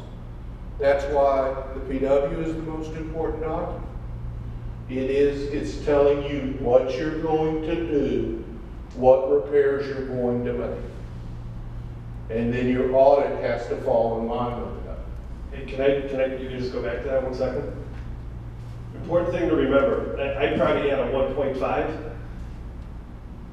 It's very important that from the start, whether it be insurance or FEMA reimbursement, from the get-go, if you tell someone something, they're gonna run with it. They're gonna document it, and you might be stuck with it. So if you say the wrong thing, so I'm gonna suggest at 1.5 there, hire Widow Bryant's. And I've learned that from Joplin, Missouri, Joplin schools. Well, my Apocalypse Now analogy where they're flying in with all the helicopters. At the University of Texas Medical Branch, FEMA brought in 30 project officers and assigned them to that one applicant. And they have their roles and responsibilities for FEMA. And they're given their direction, and they got their little list of project worksheets to write, and they're trying to reach out to the university to get them written. So you've got 2 primary contacts at the university who are getting calls from 30 different people. And over the 4 years that we were down there, it took a very long time to convince FEMA, Widow Bryan's is working for the school, we represent the school, no visits happen without us. And the reason why is as we were walking through a hospital one day with 5 FEMA guys, I noticed one of them kind of branched off. Now he's walking by himself, and he makes the corner, and I can't see him any longer. So curiosity, I used to be a parole officer, so I'm going to find out what this criminal is doing. So I follow him around the corner. He's talking to housekeeping. How much water was really here? Did this really get wet? Housekeeping's going, I'm just mopping here. You know, I don't know what happened. Oh, so there wasn't any damage. Know where your FEMA friends are at all times. Assign who represents your school or your school district in dealing with them. Because they will speak to whoever will tell them whatever information they think they want. And like John said, once it's written down somewhere, once it's entered into the record, it's very hard to get it changed. And think about if an event does happen and the CFO is handling it, he's going to run with the ball. Obviously, in times of crisis, people don't think clearly, and you're going to say things and do things that you might not know if it's going to hurt or hinder or whatever the circumstances. So, you know, it's best to kind of take a step back every once in a while too and really think about what you're going to tell an insurance adjuster and or a FEMA representative. I mean, once they attach to it, they're going to run with it, and it's not good. So, Stafford Act established FEMA. 44 CFR is how it's codified. That tells FEMA how to do their job. Policies, FEMA's gotten real good about writing policy books. Some of them, they don't reference the Stafford Act or the Code of 44 CFR, so we have to help them with that. But that's how this is done. The guide, the digest, and the 9500 series are all publications that are available online. You can go to FEMA.gov and type in policy digest and it'll come up. If you ever can't sleep at night, go get the policy digest. The cool thing about this document is at the bottom, it's cliff notes for FEMA. And at the bottom of each page, it's by topic. So if you want to read about mudslides, it'll tell you about mudslides and what FEMA will do. Then at the bottom of each page, it'll give every other reference by law to mudslides. So it'll tell you where it's in the Stafford Act, where it's in the 44 CFR, where it's in any other policy document that FEMA's ever produced. So the policy digest from a school district standpoint is your friend, because now you're not reading the book. It's, I want to do an improved project. What do I read about? I want to do mitigation. Alphabetical. Find the topic you're interested in, read it. If it doesn't answer your question, you've got more information. FEMA's also real big on pyramids. I think the Egyptians had something to do with it. To be eligible, they first look at the applicant. The applicant has to be a governmental entity, so county, state, city, township, school district, fire department, or a private nonprofit providing essential governmental service. So that's your PNP hospitals, your charter schools, your private schools all fall into that category. Look at that, I was right. Key is the damages must be the legal responsibility of the applicant. Again, that goes back to your leased or owned facilities. Are you legally responsible for fixing those damages? Next step up on the pyramid is the facility eligible? FEMA defines a facility as a building, a works, a system or equipment, or any improved or maintained natural feature. So a school district is an eligible applicant. The facility, high school, gym, eligible. The grassy field behind the school that gets covered in salt water and kills all the grass.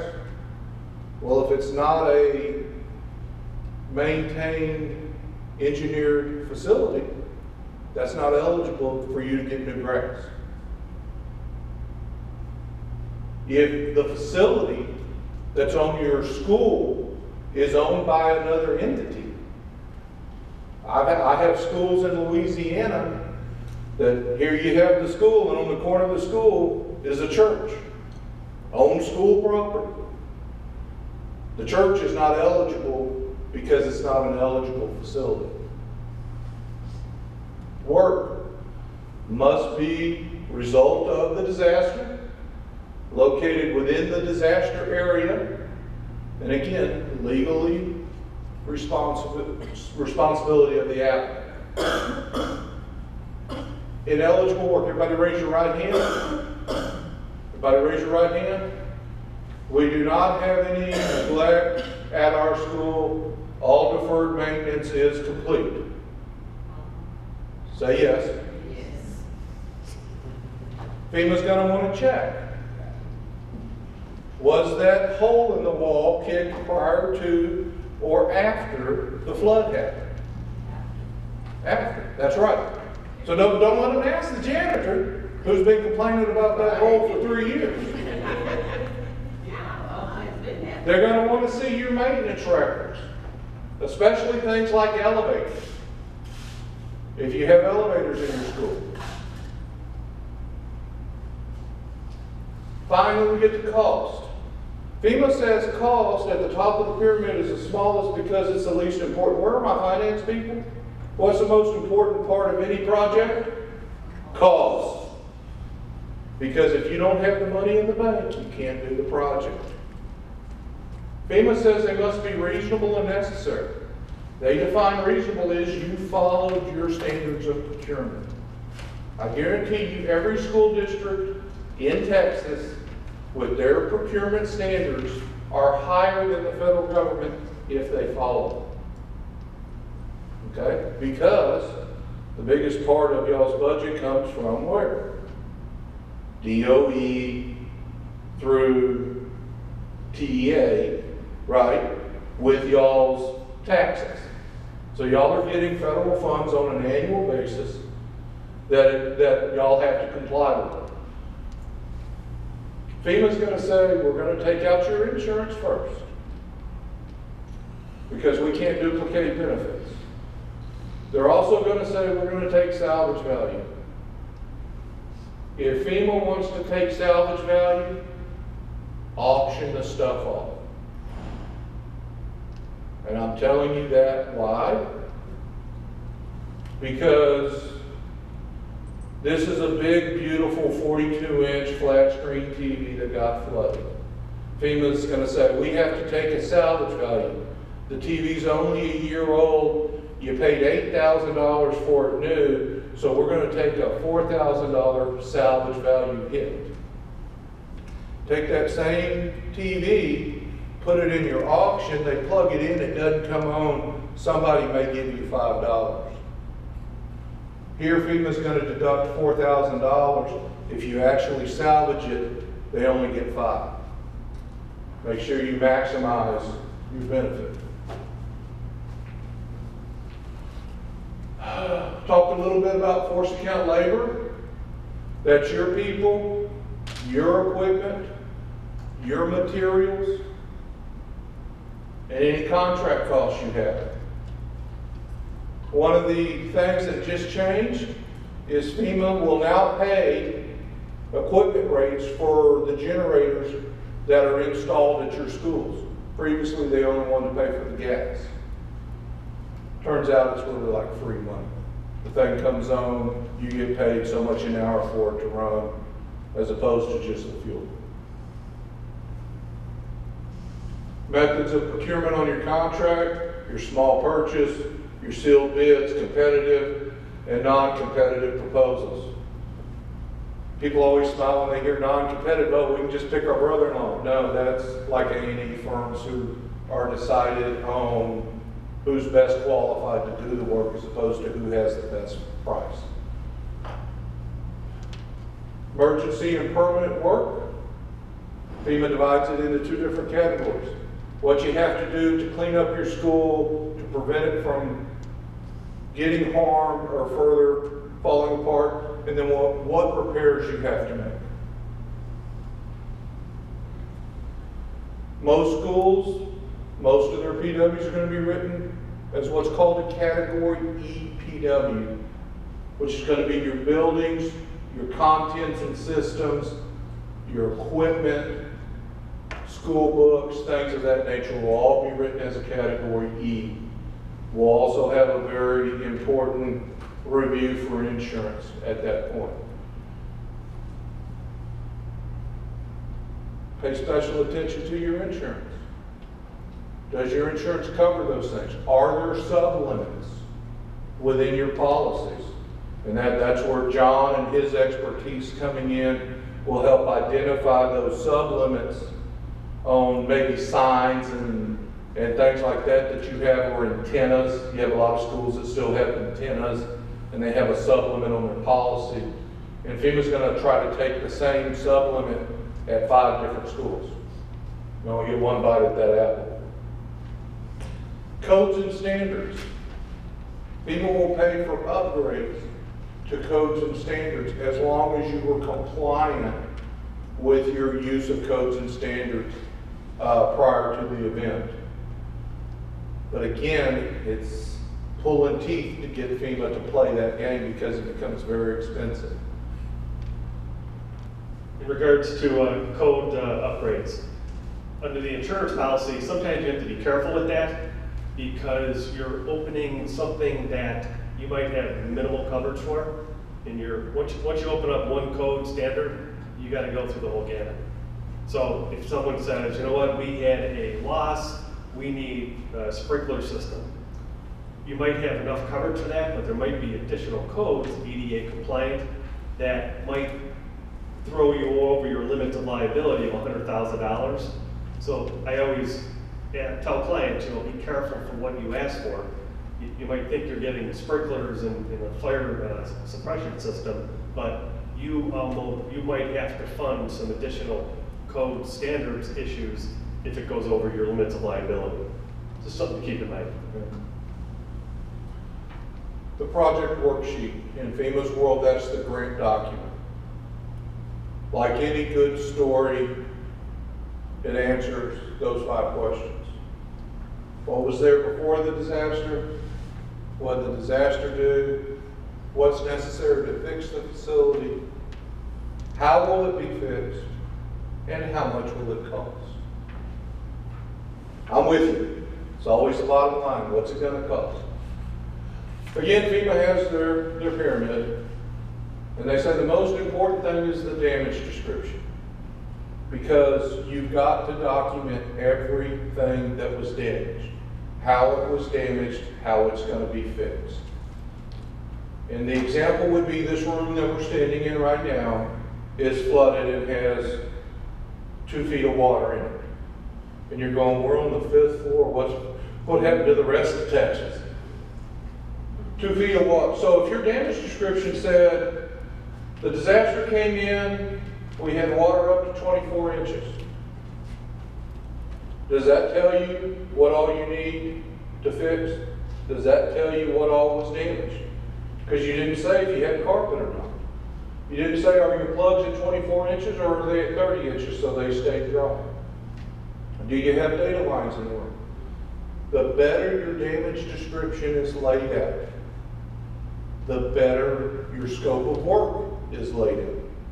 That says you had drywall, you have to replace drywall, you had floor, carpeting, and it was so many square feet of carpeting. Your plugs were at 18 inches, so now all of those have to be replaced. You had data lines. You describe all of that. The better description of what your scope of work is that needs to accomplish, the better you define what your cost is going to be. Because at the end of the day, if you do what's in the scope of the work and you properly procure your services, the cost is the cost. So if FEMA says it's going to cost $1 million and it actually costs $3 million, as long as you stay within the scope of the work, you get the $3 million.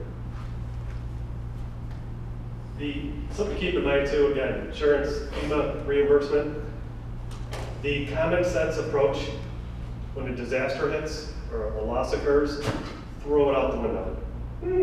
There is no common sense approach. The day one meeting that you have with an insurance adjuster, he might not be the adjuster 6 months down the road. The meeting that you had with FEMA, 3 months after that, they're switching everyone out. They're getting new personnel. So what you told that first person, the second one that replaced him or her, they have no clue what you talked about. So we all work in schools, right? What happens on the last day of school? Little Johnny gathers up all of his papers for the year, and on his way out the door, he drops them in the trash can, right? That's what happens every 90 days when FEMA changes their staff.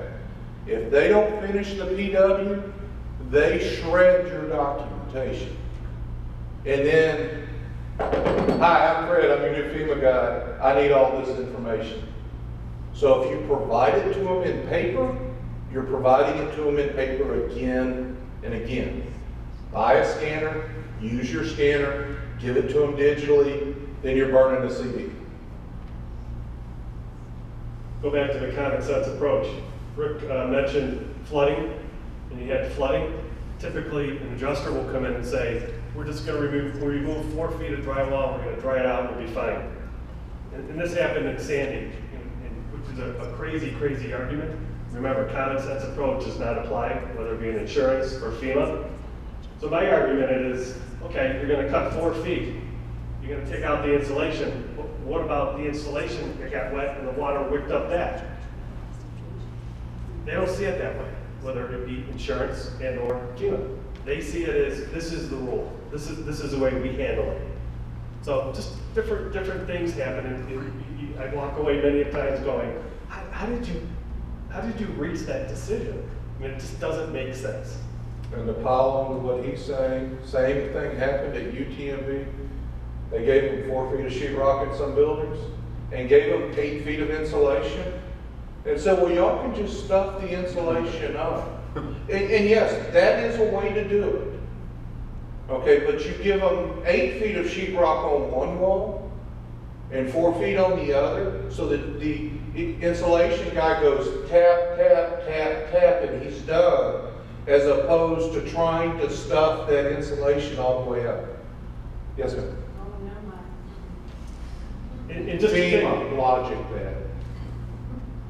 and just to take it one more step further, being in a school environment, I would want to be reimbursed for everything that I can, because I don't want kids in a school that you only told me that I can remove 4 feet of drywall and insulation, when, especially Texas, I mean, New York is a little different, we don't have the humidity like you folks, but here I'm putting kids in a school where I only took 4 feet out, and what am I telling my students if they get sick? Yeah, what's growing on I mean, the there's backside. a huge liability factor there with kids in the school.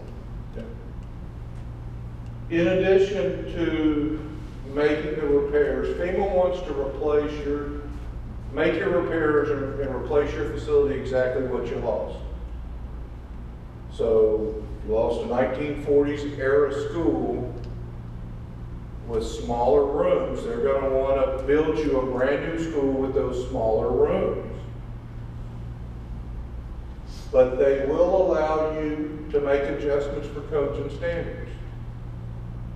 They will allow you, when you're doing your repairs, to do things to mitigate similar damage from happening to your school in the future.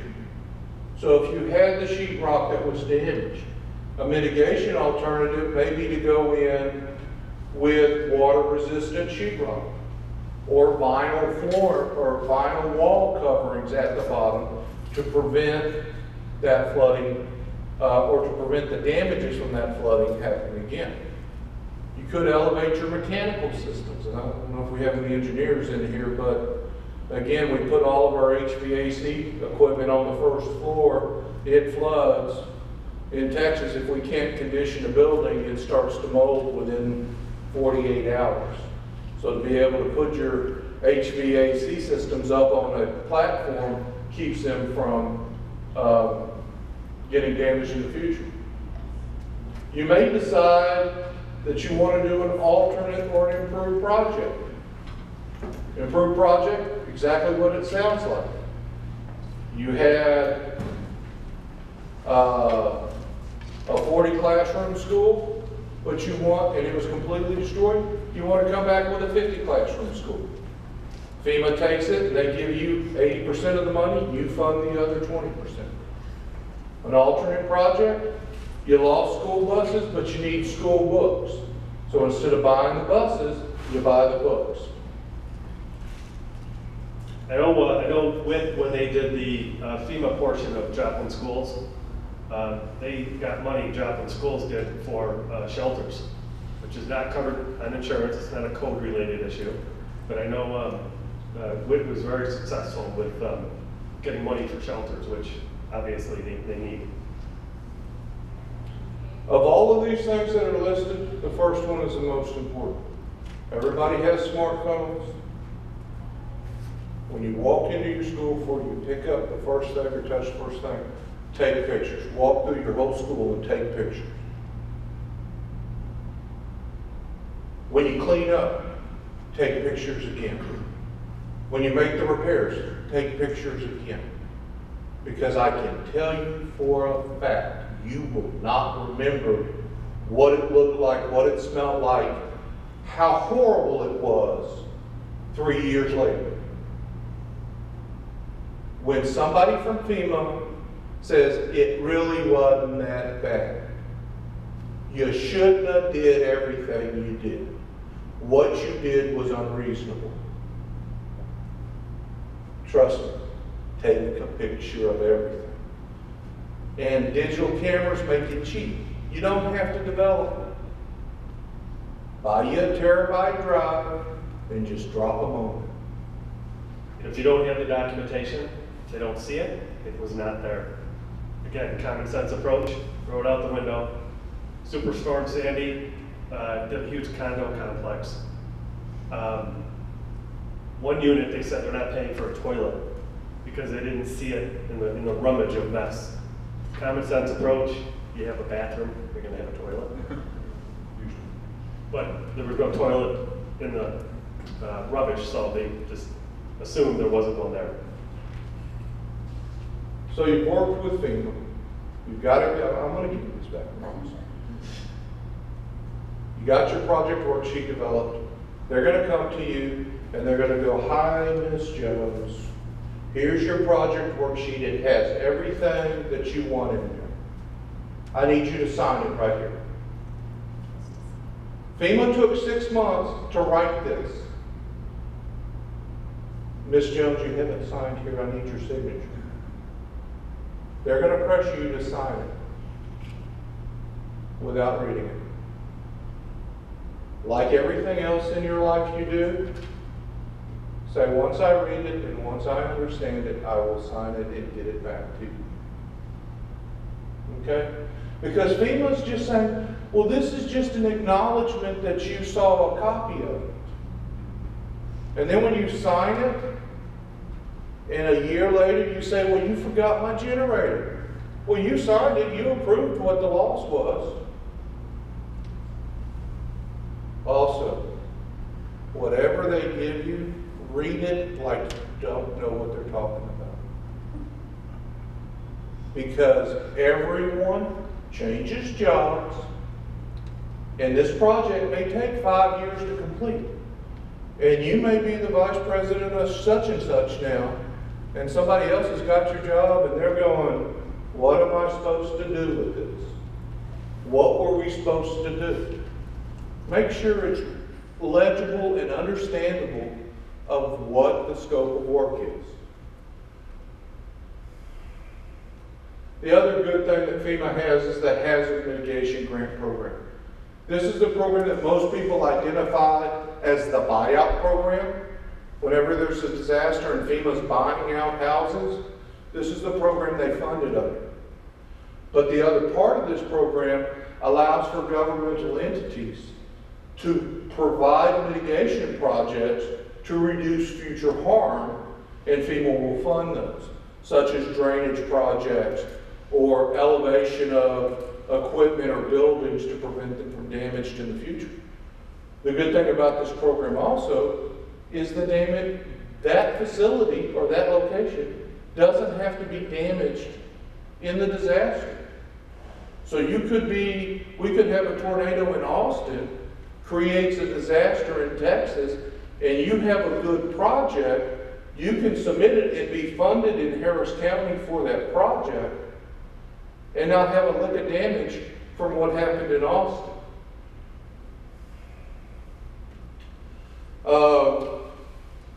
For those of us who do this for a living, we call this 404 funding. That's where it's in the Stafford Act. Provides opportunities to fund projects, both structural and non-structural. They must be cost effective. FEMA's not going to spend $10 million to fix something that costs $10,000 to replace. So they've got to get some value out of their money. Projects are funded at 75 federal share, 25 local share. Could either be in cash or it can be in kind. So if your people do some of the work, you've already got them budgeted, so that could be a good thing. They must solve a problem independently. FEMA will not pay for 3-sided flood walls around a building. You got to complete the flood wall.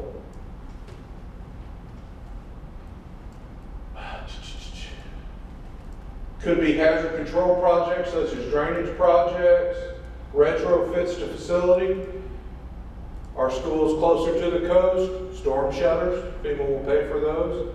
We were very successful as a company after I working for the city of Houston to get storm shutters at all of the police and fire stations along Clear Lake and closer to the coast funded under this program.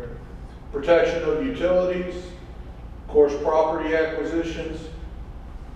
The one that may interest schools the most is the Safe Room program, where FEMA will go in and they will help you retrofit a building to convert it to a safe room for high wind events.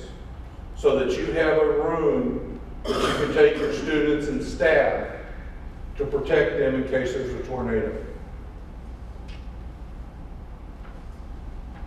The opportunity, each declaration within the state of Texas creates that opportunity. You don't have to be damaged.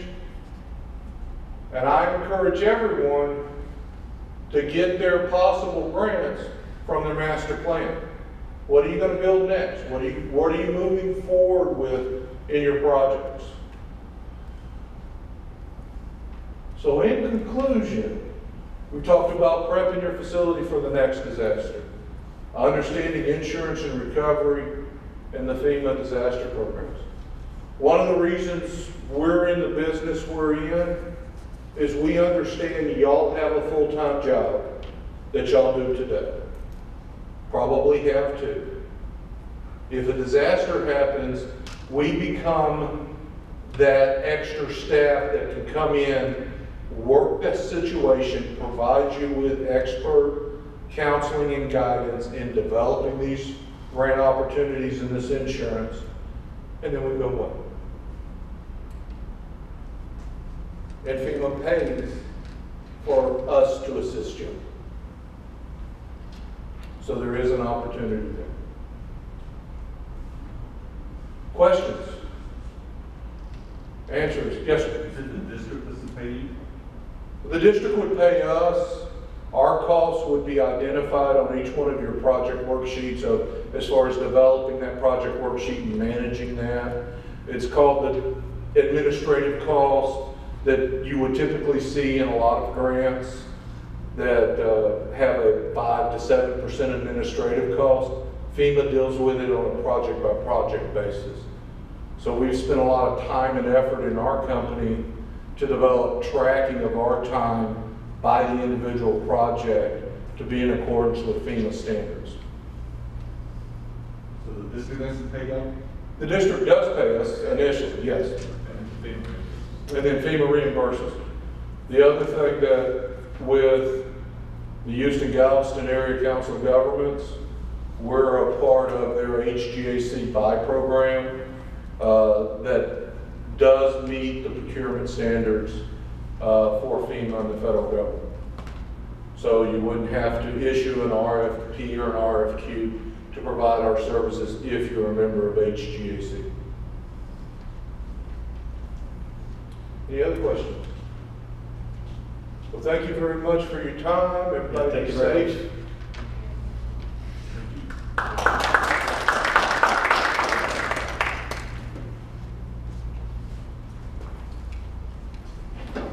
Again, thank you for your presentation, and I know there'll be a lot of folks watching this, and we'll wrap the video and also the presentation out to our group. Your certificates and your evaluations are in the front. Today, our server was down, so we went back to the manual way for this meeting, but we'll go back to the electronic way next time. So see you on the October 7th.